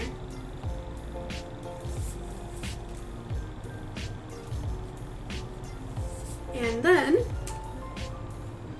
we'll like draw in the background, so like we'll have a character here, right? Like maybe our boy Dave here with his flower petal mane and everything, and his vine hands.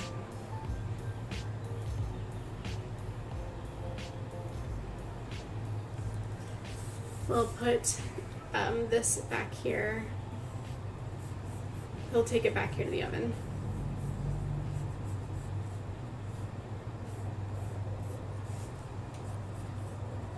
So he's going to take that back that way. Uh-oh, what am I seeing here? So, question.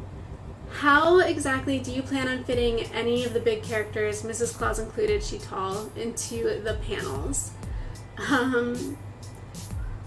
And whoever gets this claw, okay, I actually gotta back up a little bit. Okay, so let's see. So your theory is that the noise is a truck that drives around on a killing rampage, and then Pocolate says that whoever gets disqualified becomes an ingredient for the next cook-off. Oh my gosh! That is villainous! That is so villainous! Oh no, that sounds so bad. Like the stakes just got way higher. Like it was here and now they're here. Like the stakes just skyrocketed. Then we have, We Hire Monkeys, of course, is on board. He says yes. And then Firewood, and then I don't need oven mitts. Real men use their fists. Well, that's great, but I think Dave here might want some oven mitts. But I didn't draw oven mitts actually. Now that we're talking about it, And then I don't, and then deal with the real pain. Well, I appreciate your pain tolerance for sure, but I'm gonna try to avoid deliberately harming any of these characters. Deliberately. And then, so we got Dave here with his Dave mane, pedal mane, his pedal mane, his pedal mane.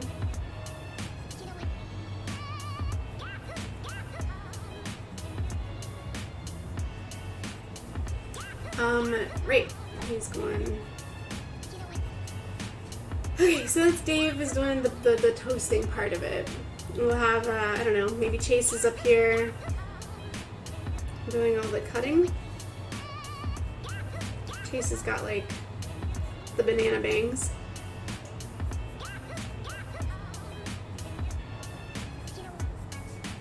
And then we have, Earl's already up here doing the offload, I suppose, so I guess we need one more here.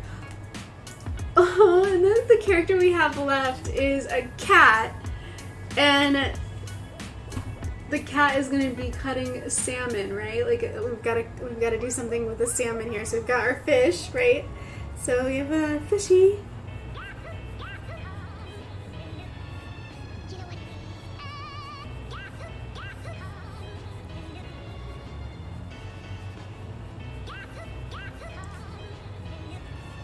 And we've got a cat character. So the cat character can be up here cutting the fishes, and maybe we have like maybe like assembly line it, like there's more than one fish.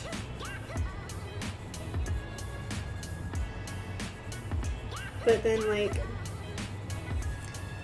here at the front of the line we could have one that's already been like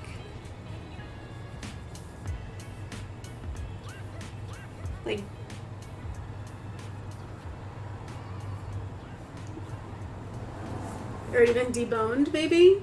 Something like that.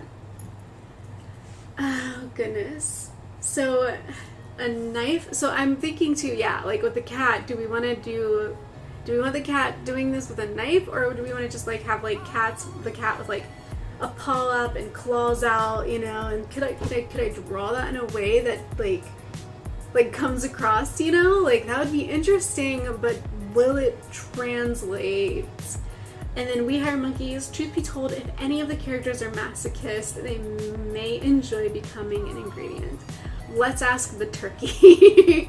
Because already, if you look back here, Daylight Switch's character, Dr. Crow, was measuring up Chef Turkey.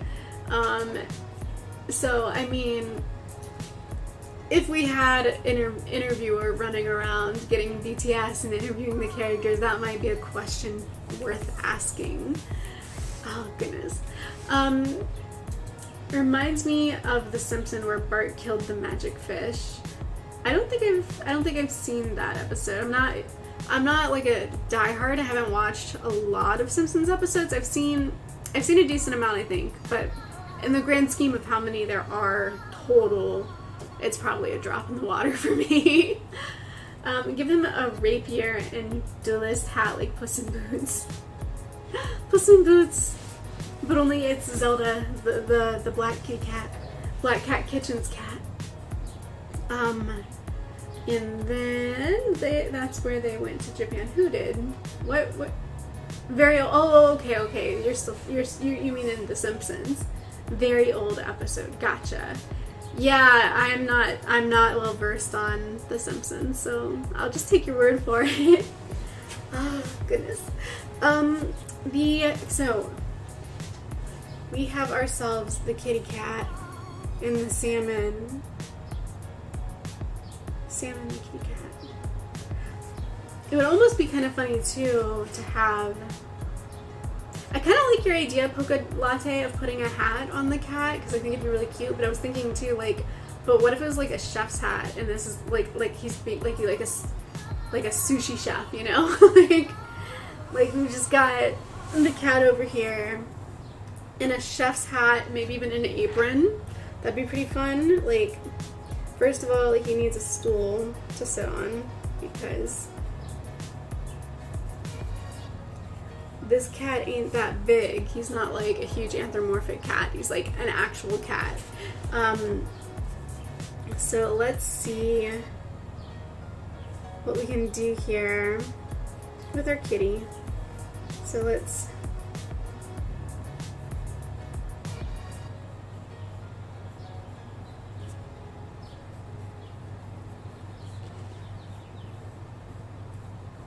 oops, okay, let's try to get sort of the basics down here, the basics. So we've got ourselves little kitty paws and some, oh, and then also I almost forgot, Zelda the cat design was based on a square face character, so we're gonna make sure we keep the square in there for Zelda. It's a very, like Ratatouille, yeah, like kind of like Ratatouille, like the chef's hat, like that. So we'll just kind of like get this in here like that, like a big chef's hat. And then I think the apron might be a little too much based just on the pose, so maybe we'll just do the hat for now. And then we've got our cat here with the fishies. We've got some coals in the furnace, maybe. And Chase will be back here with a knife. So we'll have, let's see, body, arm, and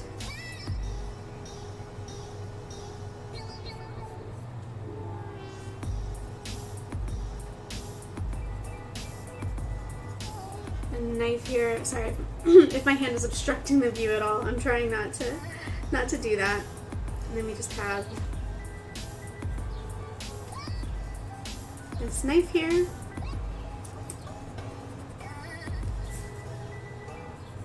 For chopping the toast. Who knew that making toast would be such an ordeal? Like, it's such a but since we're baking it outdoors, we're baking this toast outside because, as I already know, they're outside, out in the world. So it's a little bit more. It's a little bit more of a challenge. It's not just popping this thing in your toaster. We're gonna have to go through all the steps here to make this toast. So yeah, but honestly, we're getting there. We're getting it done. So it's all good. Look at that. We have ourselves somebody cutting the toast. We have ourselves somebody putting the toast in the oven. We have ourselves somebody making the salmon. Or, you know, getting the fish off the bone, I suppose. Toast better be gourmet, and how hard they're working. That is the goal. Like, this is a contest. We're hoping for gourmet toast. Gourmet salmon on cream cheese on toast. So fingers crossed for these breakfast connoisseurs that this will be sufficient as an entry.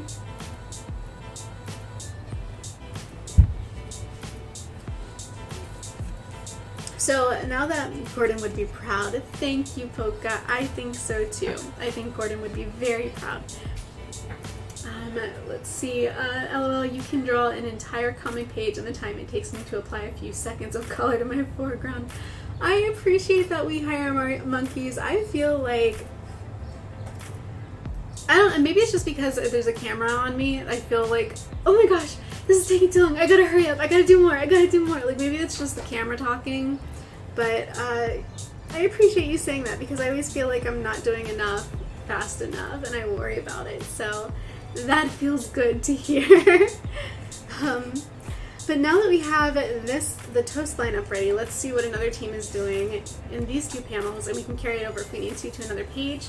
But I think, yeah, let's just do like you would do in a show, where you would show like cut back and forth between the different teams doing all their prep work, and then once all the teams have been shown doing the work, then we can look at the final products, like the food and stuff, you know. So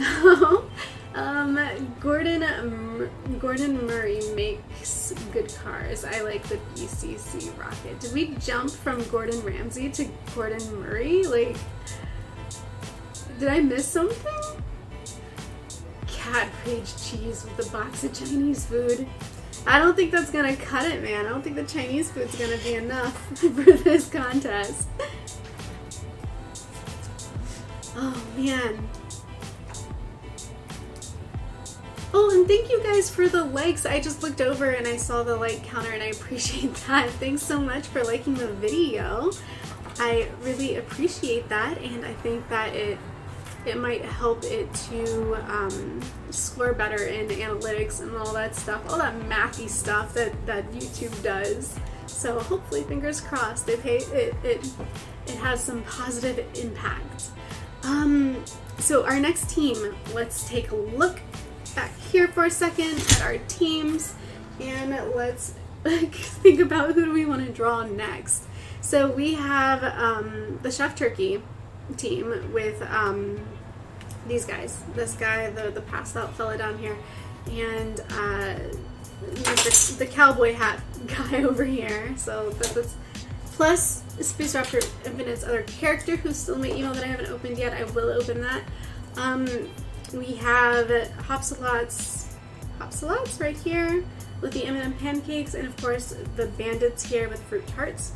Maybe we do Hopsalots next, because I'm thinking with the bandits we're gonna want to do something like some kind of cheating, right? Like they've got to be doing something nefarious because they are the bandits after all. So we got to come up with it.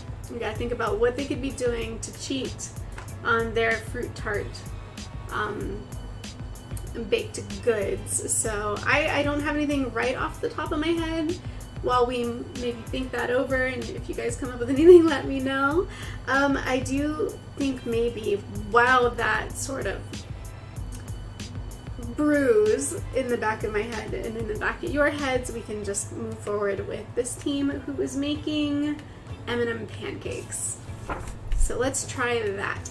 Let's get Team Hopsalot's work in progress on the page, and I will slide this around a little bit. So there we go. We're a little more centered here for you guys so you can see what's going on.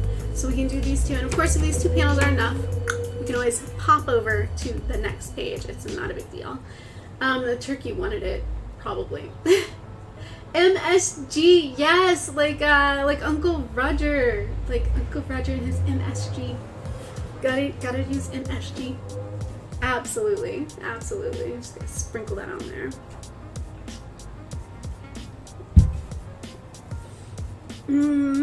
Okay.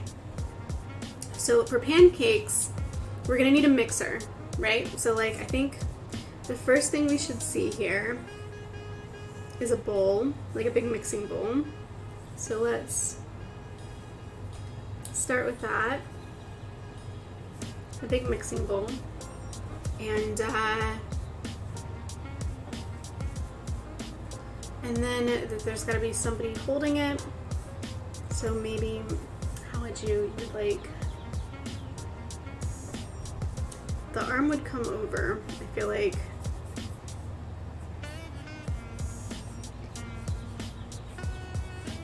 And then there'd be like a little bit of a curve going around it.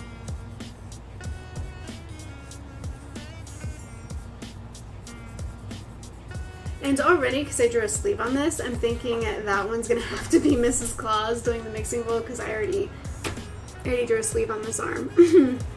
So here we have what would appear to be Mrs. Claus with the mixing bowl, and we're gonna have like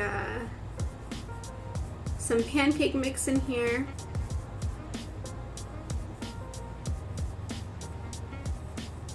So there's that, the pancake mix, and then we need a mixing spoon, something to stir with. Chuck and make pancakes a little bit differently. Oh yeah. So, I'm just winging it, guys. I'm winging it. I'm just like, okay, pancakes next. Okay, mixing bowl. Let's do it. We got a bowl. Let's put an arm around that bowl so somebody's holding it. I'm like, I'm doing this very strangely flying by the seat of my pants style. I'm not like mapping out my body and putting like, here's a head and a torso and an elbow and anything. I'm just sort of like, I'm winging it, freehanding it. I don't know, like things are happening. Well, hopefully it works. We will find a way. We will find. There's always a way. We'll find a way. So here we go. We're finding a way. And then here's those puffy sleeves that she has over top of the undershirt that she also has. And then impromptu comic maker. Yes! Impromptu comic maker indeed. And then we have to have like, so if you're holding the bowl like this and then you're stirring, I feel like you're stirring, you're kind of like this, like the arm, the shoulder comes up. So if this, so the shoulder's gonna come up. I got a pencil stuck in my hair. There we go. Okay, so the shoulder comes up and out like this. Okay, so now I'm sort of mapping out the anatomy a little bit so that we can like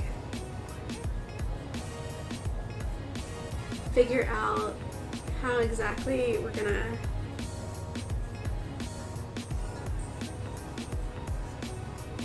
we can get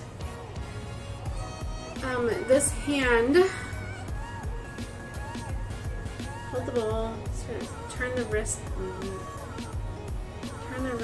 see, back. Alright, so it's like this. It goes up like this. See? So, using myself to figure this out. Like, how would I hold this? You know, sometimes that's what you gotta do. That's what that, if it works, it works. Okay, so, and now we're gonna have this sort of like ladly spoon in here to mix this pancake mix. There we go. So we've got the first step for this team is just somebody mixing pancake mix. Who knew that this would be such a challenge? Like, woo! We are really doing the thing. We're doing the thing. But I mean, actually, technically speaking, that is the challenge. This is entirely based on a baking challenge. So all jokes aside, that is literally what it is. That's literally what we're doing. So we're gonna do it. We're gonna do the thing, and it's gonna be amazing. All right, so now we've got, so Mrs. Claus wears a turtleneck, so we're gonna make sure we get that in there. And then just sort of like, ooh, there's like a face here. We'll just kind of like scribble that in a little bit. So we've got ourselves Mrs. Claus stirring the pancake mix. And now we need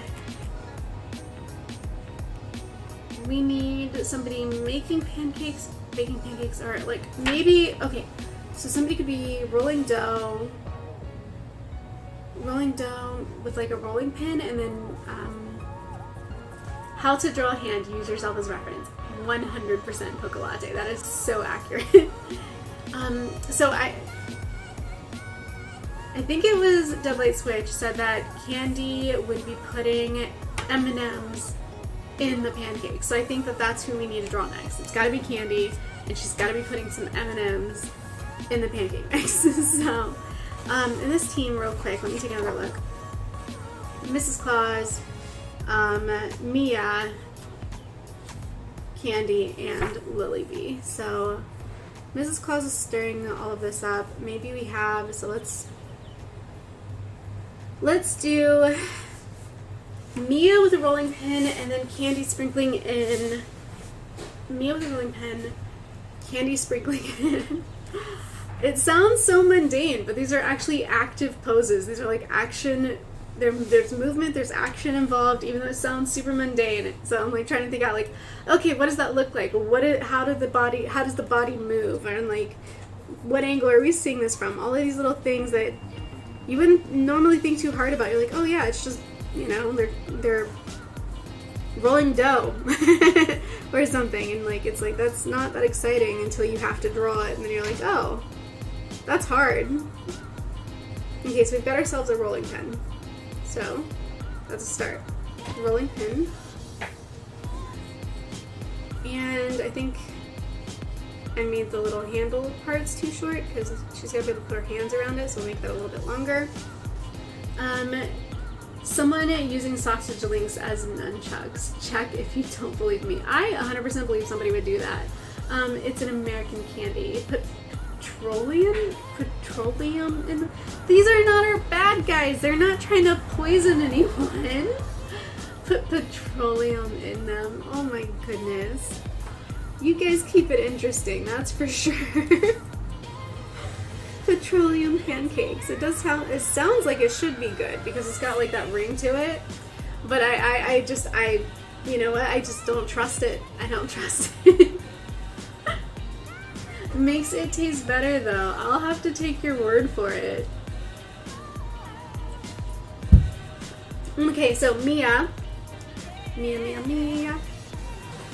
Let's say she's like rolling out. Wait. Oh my gosh, nobody stopped me. Nobody stopped me. You don't, it's not cookie dough. You don't roll pancakes. Why did nobody stop me? You guys, you just let this happen? Nobody's gonna call me out? I'm operating on like 2 brain cells here. Help me. Okay, so scrap that idea because it doesn't make sense to have her using a rolling pin on pancakes. I didn't think that through. Or I just got too excited and ran with it, and it just wasn't right. So, shake up the bangs. There we go. That's better. Oh gosh, it's Jolly Ranchers. Just call it Texas style. Jolly Ranchers, I think, use it. Imagine if the new OC actually almost ate the Muffin Man. Everybody's after the muffin. What did he do to you guys? Like, what did he ever do to you? Oh no. Yeah, okay. Whew. Back to the drawing board. We need to figure out something other than a rolling pin for pancakes here. Okay, we gotta, maybe, so I'm thinking for baking pancakes, and we're treating it like a cake mix, right? So maybe you put it in a cake tin. So maybe instead of a rolling pin, what we really need, and not a big one, maybe like a lot of little ones, like little cake tins, or maybe even, dare I say, muffin tins after all the muffin talk. Oh no, Muffin Man has a bounty on his head, 1 cord 2 threads. He lives happily ever muffin after. Poor Muffin Man. Muffin Man loses at the end, gets really angry, then everyone gives him the trophy and he's finally happy. I have a hyper-threaded Pentium 3 in my head. They said it didn't exist, but I think otherwise. Alright. Pilfer's, I think we picked on Muffin so much that even Pilfer is feeling sorry for him and wants to give him a happy ending. Oh no, look at the lengths we've gone to at this point. I don't know if you guys can hear that, like somebody's mowing outside now, and now we're gonna have a little bit of that in the background. So let me know if it gets to be too loud. I can shut the window so that we're not hearing that, but unless you guys are having trouble hearing, I'm just gonna let it be for now. We'll see what happens. But let me know if it becomes a problem. Alright, so I'm thinking we have a solution here. We just need a couple of little cake pans, like little cake pans. A couple of little cake pans to pour this stuff in. This is where that Poca Latte, this is where that copy pasta would be so useful. Make one little cake pan and then copy pasta that sucker right on over. Would be just phenomenal. But we're just gonna keep doing it this way because we don't really have a choice. And that's not very centered. So I'm gonna try to keep these equidistant so that we have something that looks a little bit more appealing. That came out a little weird. Don't love it. Why was the first one so good and then the other ones are so bad?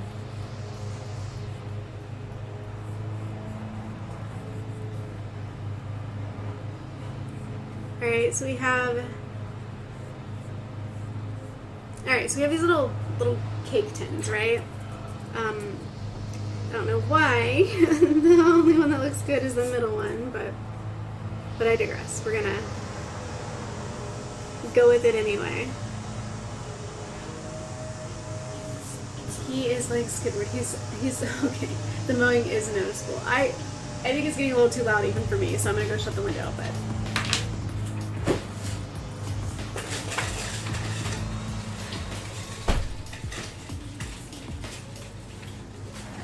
okay, hopefully that's better. Alright, so whew, I thought toast was hard. This pancake evolution is getting even harder. Alright, pancakes in pancake tins. This shouldn't, little cake tins, it should not be this hard. Alright, so we have our cake tins, and we have,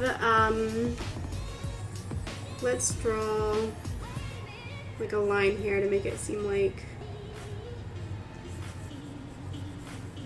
there's a table. They're on a surface, they're on a table. Yay, a surface line. A delineator between planes, which I talk about in my new videos about backgrounds. Okay, that's a little bit weird, but it's fine. It's fine. Alright, so Mia can be, let's say we have Mia here, and then we'll put like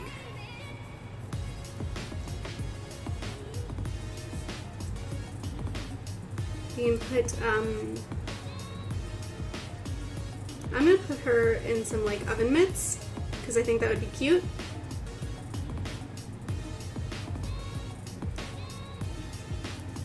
Like she's gonna pick up these and go put them in the oven, but then let's have Candy reaching over.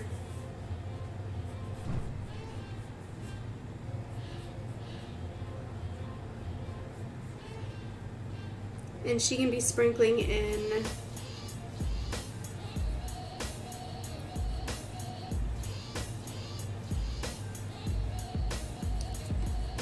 I don't know why I'm doing this way. This is not the way I normally would draw anatomy, but we're just gonna roll with it. She's gonna be sprinkling in M&Ms. She's gonna be sprinkling in M&Ms. So we'll have like little M&Ms dropping in here, and then we'll put like she already put some in these ones.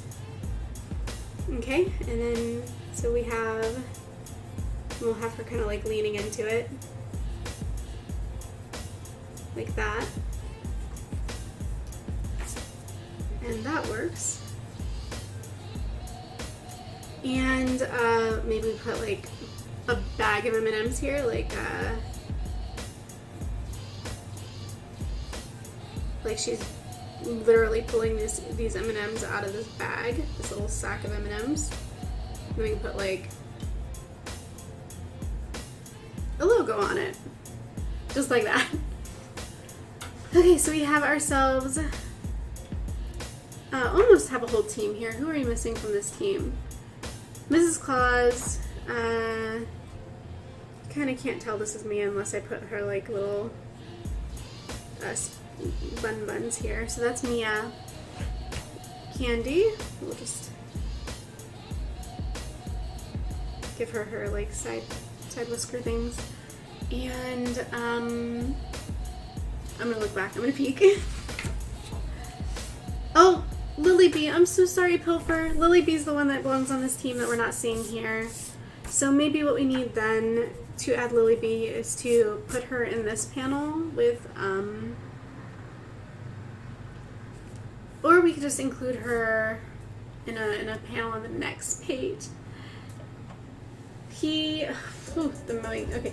He's also Mopar, which doesn't help. What languages are you guys speaking today? Am I broken? Am I broken? I don't understand half of what I'm reading today, and it's a little bit confusing. He's like Squidward. He says He's such a sad boy squid. And Pilfer, it's actually not that bad, the sound. Oh, you mean like the mowing? Yeah, I shut the window, so hopefully it's perfectly normal now. Pilfer, Lily, I am so sorry. I need to get her in here. We gotta like brainstorm how to make her fit into this team activity. Hey, Lily be mowing the lawn outside. Yeah, that's what happens.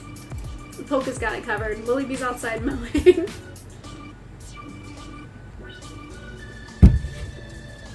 We could have Lily like... What if we went up here and Lily bee was licking the spoon?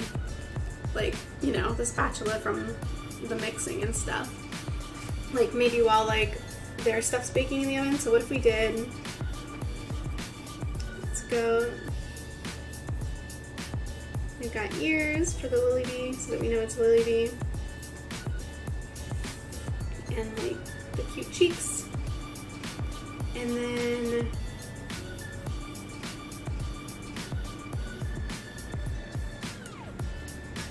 I forget how to draw rabbit legs, so we'll come back to that one. But we can do... what is your favorite place to shop? Mine is Costco. Cat Rage Cheese. Costco is really good.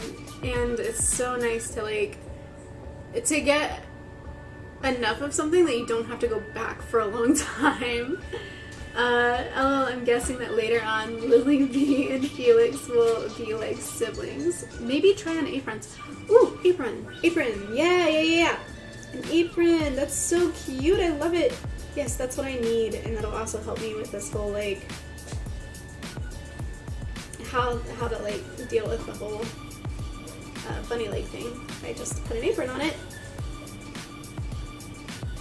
That might make it a little less work. Which is good. That's good. So now I want Lily to be like licking the spoon, the stir spoon. So we've got the stir spoon, and that means we've got to have a hand here or a paw, however you want to put it. And then it's got to come down like that. There we go. So now we can have Lily contributing to her team by doing the dishes. She's gonna be licking the spoon. Of course, we're gonna have to add Lily's neck floof.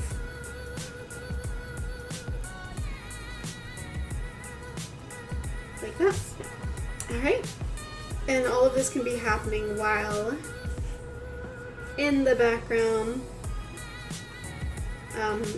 their pancakes are in fact in the oven. So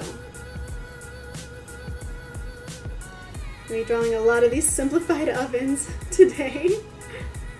So we've got like, yep, coals, fire, and some pancakes in the oven. Good. I think that was a solid fix. And now we've included the whole team, which is great. And then now, honestly, we've done really good today. Look at this. We've got a whole page, and we're already on a second page, which was goals. Goals today was to do that, and we did it. It's amazing. So let's go ahead then.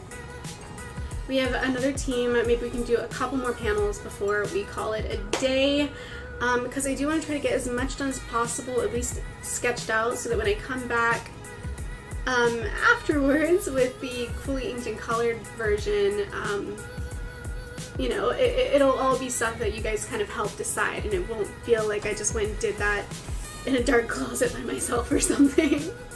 Good job, team. Yes, good job, team. And Poke Latte, thank you for the apron suggestion. I think it's super cute, especially on this half body of Lily Bee. That's so nice. I like it a lot.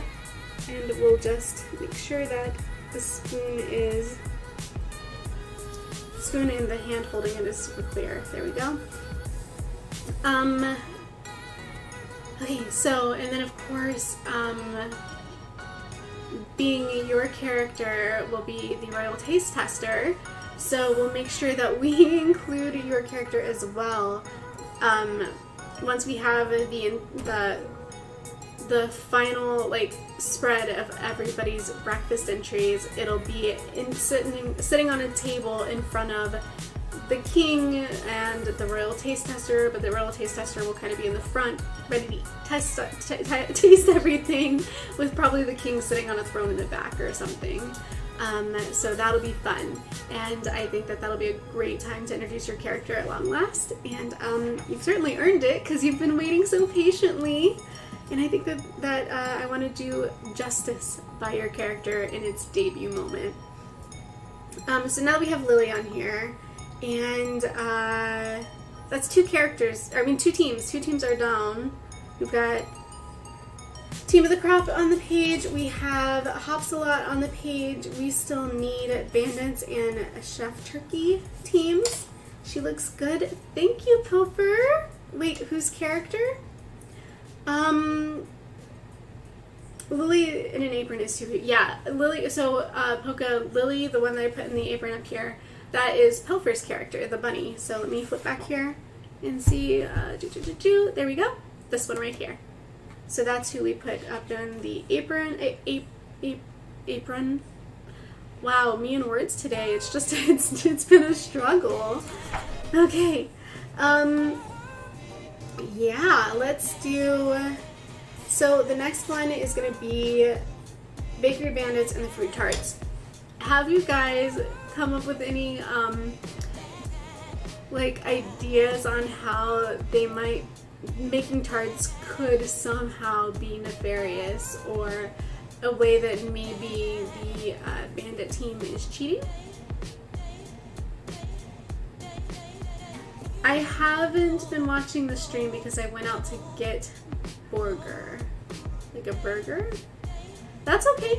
That's alright. I appreciate you coming back, Bing, and I don't know if you heard what I had said a few minutes ago, but if you want to backtrack 5 minutes ago, I was talking about your character, but that's up to you. You don't have to, but you can if you want to.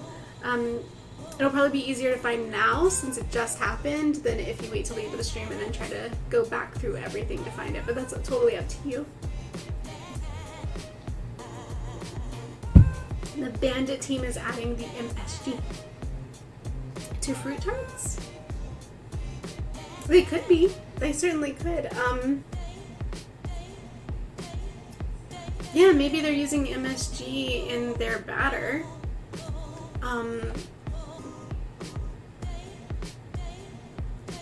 Trying to think what kind of fruit too. What kind of fruit would we put in these tarts? I mean, really, the sky's the limit, right? Like, it could be anything.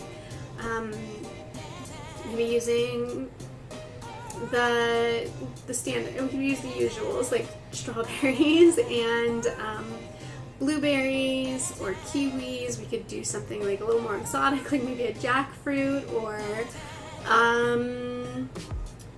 some pineapples. Shouldn't have too much pushback since it's not technically on pizza. The bandit team somehow rigged trapdoors to steal ingredients from everybody else.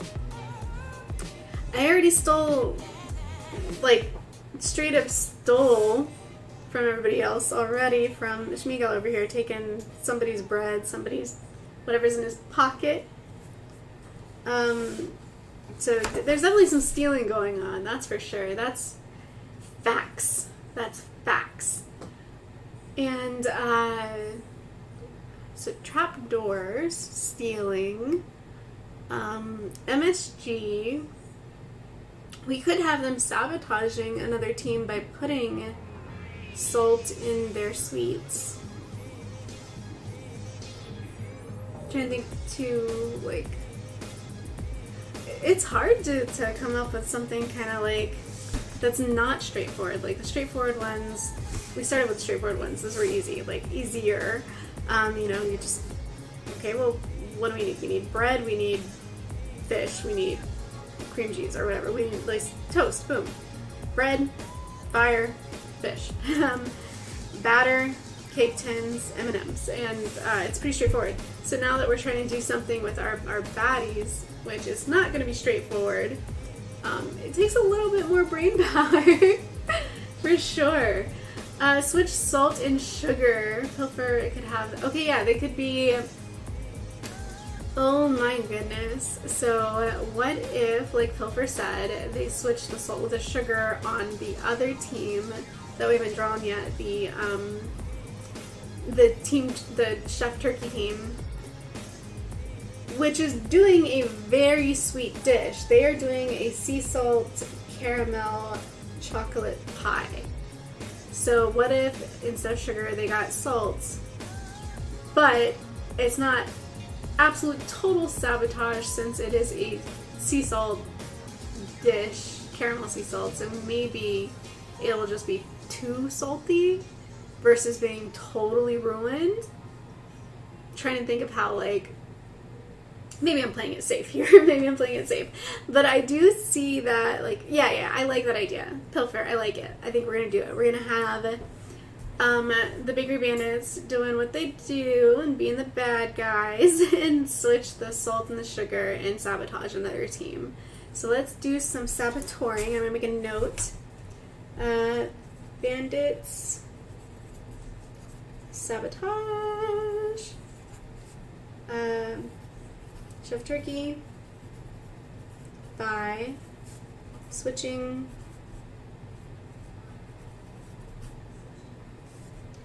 salt and sugar. Okay, I'm making the note just in case we don't get that far through drawing. That way I at least know what was decided so I can always come back to it. So firstly, maybe we need to show, we do have this huge brick here, right? So maybe this is the panel where the switcheroo happens, because that way we can see kind of like the two teams in their spaces, and obviously like some nefarious happenings going on in between the two tables. Hook up Bandit Team live streams and get sponsored by NordVPN. Oh no, NordVPN. In case you don't want anybody to know where you're coming from as you conduct your nefarious business, NordVPN will conceal your actual whereabouts. I think that's aligned with what that service does. I'm actually kind of like I think that's what I've gathered from previous sponsorships I've seen. I might be misrepresenting them, but I'm also not sponsored by them. I'm not actually representing them, so I think it's okay. Hashtag not sponsored being hashtag not sponsored. Poco latte pretty much. Okay, so it sounds like I nailed it. Okay. So what we definitely have established here is that we've got Team 1, Team 2 over here at their own tables, minding their own business, mostly. So let's make this a table. Let's make this a table. Blah, blah, blah, blah. Got table legs. I don't know why I'm doing this like this. Maybe because it's just faster.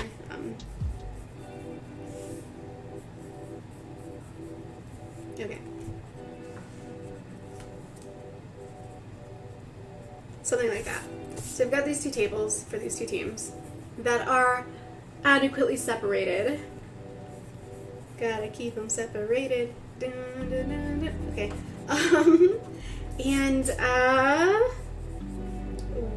maybe we have Schmeagol, so we can have like a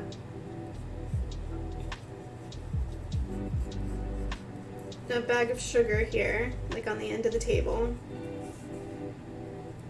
We'll label it sugar. And maybe, like we have Miss Sneaky Sneak down here doing her sneaky sneak thing. Where, like, poses. The mask has a mustache. This is Monster Energy Stream. Oh no, yeah, I gotta stop. I said last time I would like try to like drink coffee and celebrate it on stream and be proud of myself for not being lazy and actually brewing coffee instead of just grabbing a Monster out of the fridge. But lo and behold, we're back again with Monster, because I did not do any of those things. So we're just, it's another Monster morning. It's okay. It's fine. Nothing to see here. Yeah. So let's have, oh my goodness. This is going to be so awkward because I'm trying to do like a pose where she's sort of creeping. So let's see, like, we'll have like a torso here with kind of like a leg back here. And then we'll do like one kind of forward like here, right? Like there. So something like this. And then you have like the torso here, the head's up here. Let's do a shoulder here. So we can have her kind of like planting the actual bag of salt. So we'll have her like kind of like, we gotta label this one too. This one's gotta say salt.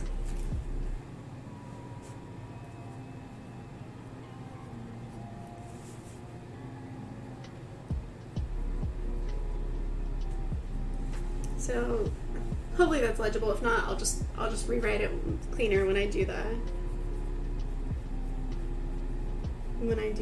actual ink when I do ink. But the idea, you guys get the idea, right? Like, is the idea clear? That's kind of the hope here, that this idea of her swapping the sugar and the salt, and then we'll have her kind of like reaching up and like pulling this one down. So we've got some switcheroo happening here. We've got ourselves some dastardly deeds by the one in the cloak who just can't be trusted. Just can't be trusted to do the right thing. So that's happening, and while that's happening over here,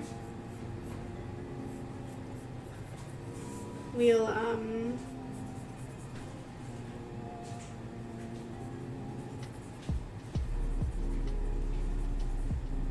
just draw like, oh gosh. I'm just gonna do this a little bit like this so I can kind of tell where the cloak is. Don't mind me. Just trying to figure this stuff out.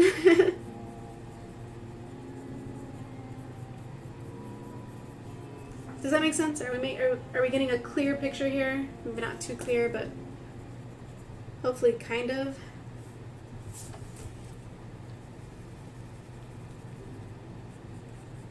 And the hat, I think, needs to just be a little bit bigger. And we've got, yeah. Okay. So we've got the salt and the sugar being swapped by the one creeping, the stealth 100, yes, stealth mode 100, in between these two tables. And while that's happening, we'll put like a, we'll put one of the Team Chef turkey characters here. I would say Raptor Infinite, Space Raptor Infinite, that I'll put your character here, your new one. But I haven't seen that character yet, so I don't know if they'll fit here. If I can imagine a way to make them fit here, I'll add them, but if not, it might end up being one of the other team members. I apologize if that's the case, but we will see what happens once I've opened the email and I see what the character looks like. Hello, Sarah. How are you? Sarah Clay. Welcome to the stream.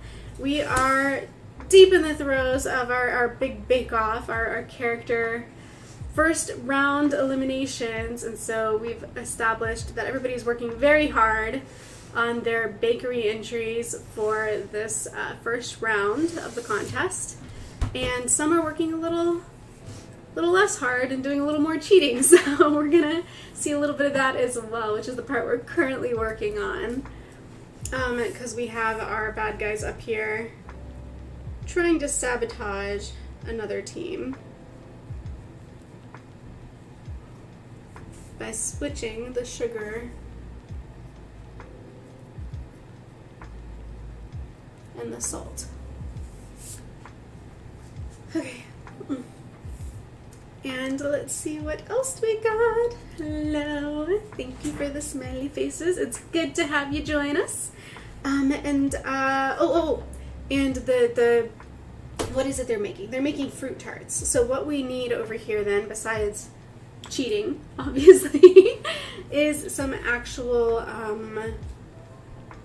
the rest of the team actually making a dish. So they're making tarts, making fruit tarts, so that means we need fruits. So maybe, just maybe, we'll just kind of do like a little tray of fruits here, and maybe it can be like, oh gosh, did we decide what kind of fruit we're using? I don't think that we really did. So I suppose it could be kind of anything. Pilfer's can of beans, it's canned bees. Canned bees! And they all fly out and sting them. That sounds miserable for the bees. That sounds miserable for the bees. But, yeah. I think that would definitely put a huge delay in breakfast across the board. Let's do, okay, so I feel like probably one of the easiest ways to get across the message of fruit is to do like some grapes. So we'll do like a lovely purple grapevine, right? Or not vine, but you know, like a little bushel of grapes, a bundle of grapes, a little stem of grapes. I'm not sure, but that's what that is, okay? I'll color it purple, and maybe that'll help it be a little bit more obvious. So we'll do that. Maybe we'll do an orange or like a tangerine or something. We'll put like some kind of round fruit there. And perhaps some other things. And we also need to be, these are tarts. Maybe now is when we can use the rolling pin, right? So they're gonna, it's actual dough. Like they're actually rolling out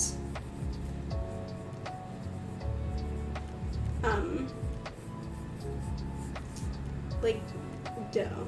Like, I think so. Do you use rolling pins with tarts? I don't even know. So I feel like the worst baker ever right now for not even knowing simple stuff like that. So we're gonna do a quick search. So baking tarts rolling pin.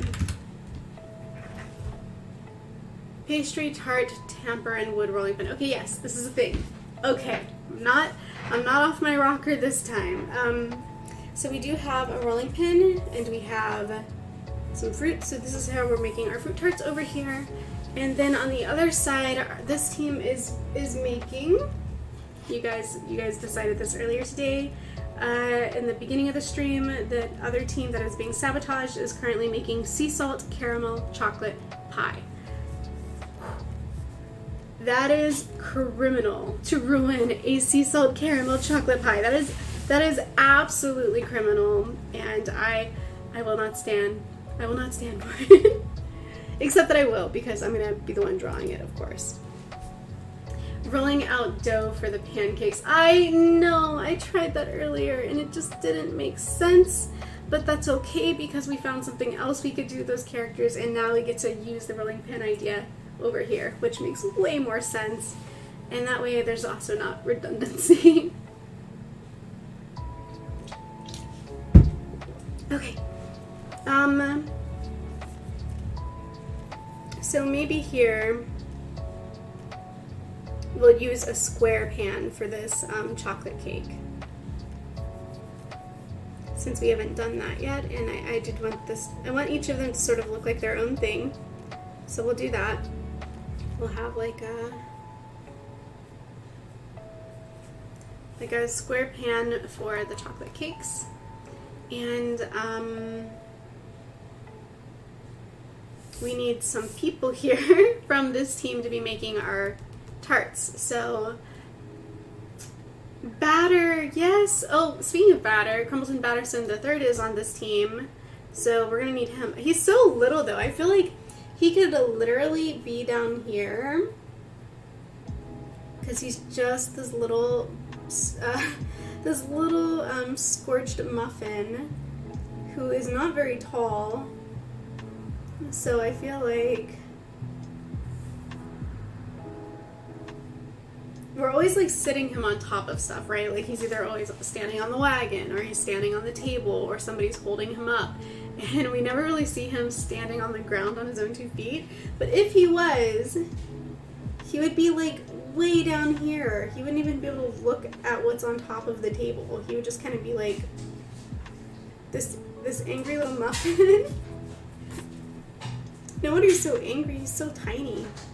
He's got short, complex anger or something. I don't know. I mean, I should know because I'm very short myself, but I don't know.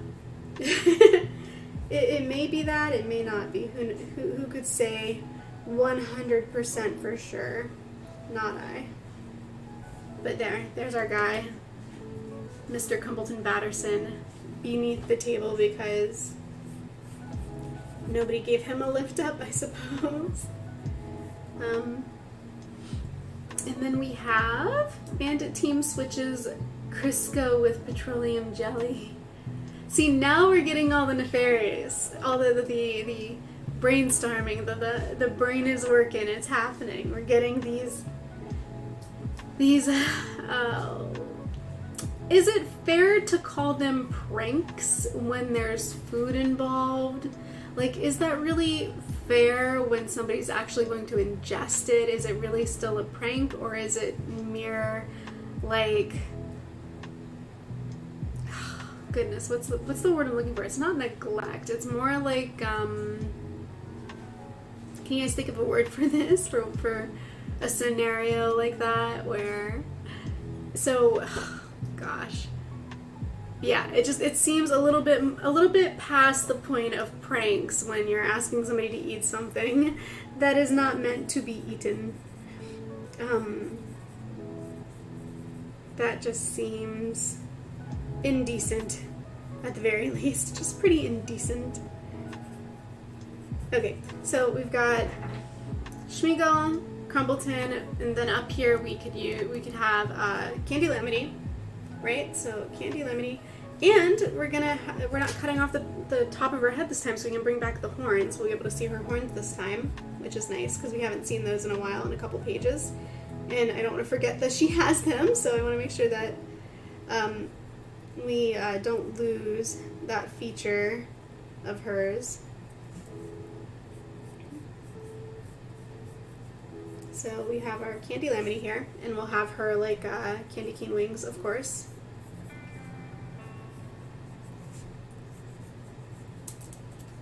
So those will go there, and she can be here like plucking fruit. And then we have our other guy.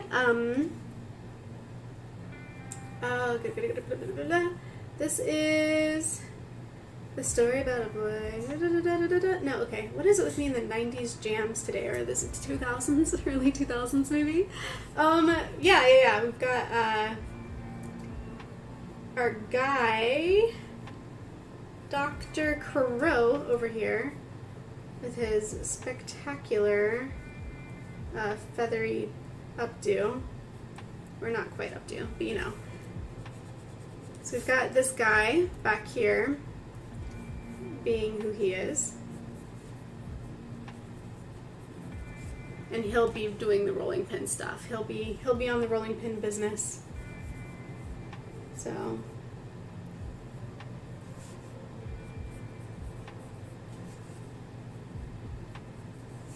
he'll be reaching for that rolling pin.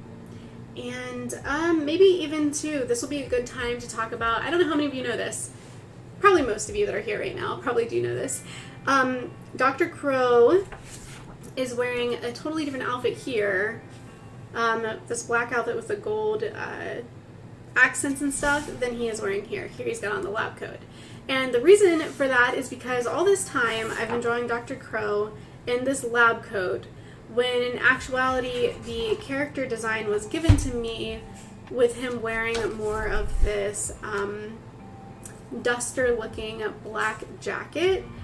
And so once I realized that over Discord, looking back at the original reference again, I decided to correct that. So now would be a perfect time for them in this big old space to have a little dialogue about what are you wearing, and then he can say what we kind of like alluded to as our canonical excuse that he is not about to get his lab coat dirty. So essentially he switched or changed his clothes. He was a skater boy. She said, "See you later, boy." You get it. Polka Latte gets it. She knows what playlist is playing in my head right now. Was that Backstreet Boys? No, the one I was singing was not Backstreet Boys. Oh gosh, but I feel like it comes from the same timeline. It's definitely from the same era. Criminal Conduct. Yeah, Polka Latte. That is exactly what I was looking for. It's not a prank. That is just flat out criminal conduct at that point. So, accurate. Yes. It would be a little weird if Batterson was baking, but I've justified all of this in my head with my own little headcanon about this being almost a revenge plot, or like a successor story of him trying to supersede or exceed his maker. And so in that regard, I've totally like justified in my own head why Batterson would be baking in a bake-off. Sonata Arctica, he's there just in case the Black Death comes back. Dr. Crow? Oh, because of the mask? You would think, huh? It's almost got that sort of plague mask aesthetic. NSYNC, of course, is also a part of that distro, naturally. We Hire Monkeys. I have a whole bunch of random songs throughout my head. One thing I will stand by, though, is A Soap Opera by the Kinks. It's the best album ever. 98 Degrees, I did... Oh my god, am I going to tell you guys this? I did a talent show dance to a 98 Degree song back when I was going to school, like public school. When I was in grade school, I did a talent show dance because I don't know if you guys still do that in school. We used to do that in school. And my friends and I had a whole choreographed dance to a 98 Degrees song, and I remember none of it other than the fact that it was 98 degrees. Yeah, the more you know. Fun trivia, I guess, about PerryPictures. Oh gosh, and with that said, I'm gonna just go back to sketching now and try to pretend I didn't say that out loud. So we'll add his little fringy sleeve stuff here that he has going on, because that's your boy wearing that. And then we'll give them, of course, that dialogue we talked about, where she'll ask, like, what are you wearing? So we'll like have her up here asking the real questions, you know, and then we can have him sort of giving us the juicy explanation, which is not all that juicy, but you get me, right? Like, we went over this. We're all on the same page now, right? Like, why is this happening versus, like, why is it happening in real life? Like, why are we really doing it versus why are we doing it in the story? What's his excuse? The truth is, I just messed up the outfit, but that, I don't exist in this universe, so we had to come up with another reason in the story for why this is happening. So this is the song. I have a whole bunch of random songs. Wait. This is the song that... I'm not going to finish reading that. Nope, you can't make me do it. Nice try, We Hear Monkeys. I'm not doing it. No, I'm not punishing everybody like that. I will not put that in their heads. Good try, though. Alright, so, and then the thing about her silhouette is that she had the hourglass silhouette, so we're going to kind of bring that back in here for her, and it's basically just me chicken scratching in what should be bodies at this point, which really just kind of aren't, but we can pretend.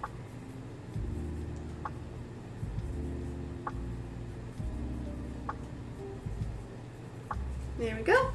Alright, so Candy Lamity, Schmeagle, Dr. Krill, and Crumpleton Batterson down here, all by his lonesome under the table.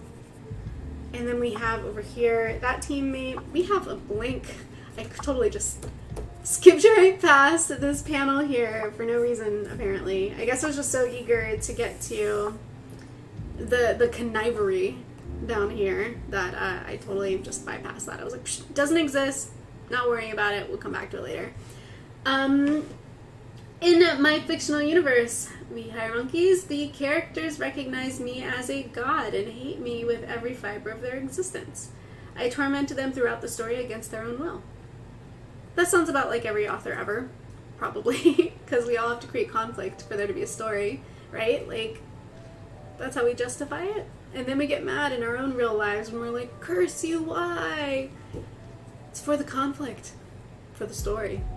I don't know. I'm not trying to get too philosophical, theoretical, or spiritual up in here. It is too late in the day for that. Too late in the stream for that. Speaking of too late in the stream for that, it might actually be... Ooh, I just kind of like scratched that. It is... Yeah, I think it's time for me to wrap this up.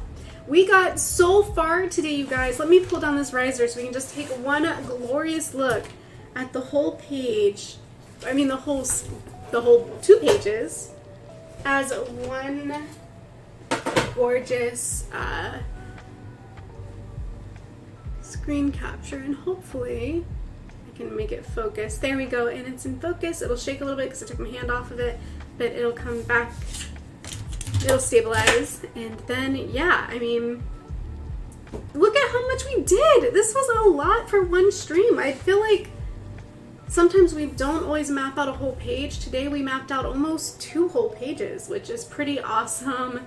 Your guys' ideas have been super great. I'm really excited about that, and honestly, I'm a little bit nervous about having to eliminate one of these teams. So once this is all colored up and looking beautiful, I guess next stream we're gonna have to make that, we're gonna have to like, we're gonna have to cut that thread. So make sure to come back next stream so that you can be here for that, because we are going to be saying goodbye to one of these teams, and it's going to be super bittersweet, but I think also really exciting. So I hope you guys are here for that. I'm glad that you were here for this, and I will do my best to clean it up nice and neat with ink and color so that all of this really pays off. I appreciate your ideas. I think they look gorgeous on the page already. Even just as like sketches, I think that they already come together so well, so thank you.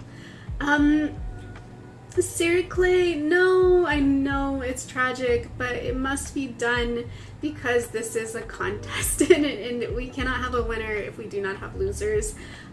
That's just the nature of the beast. Tragic indeed. Thank you guys so much.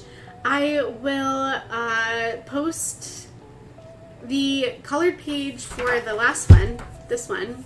Now that we've revealed it on stream, I will post that in the Discord, and once these are updated, I will post them in the Discord as well. I also keep in there my streaming schedule, both in the Discord and on the community tab on my YouTube channel. So if you're not a Discord user, but you want to know when the next stream is, you can always check out my channel. In fact, let me navigate you there right now so you can see when the next stream is going to be.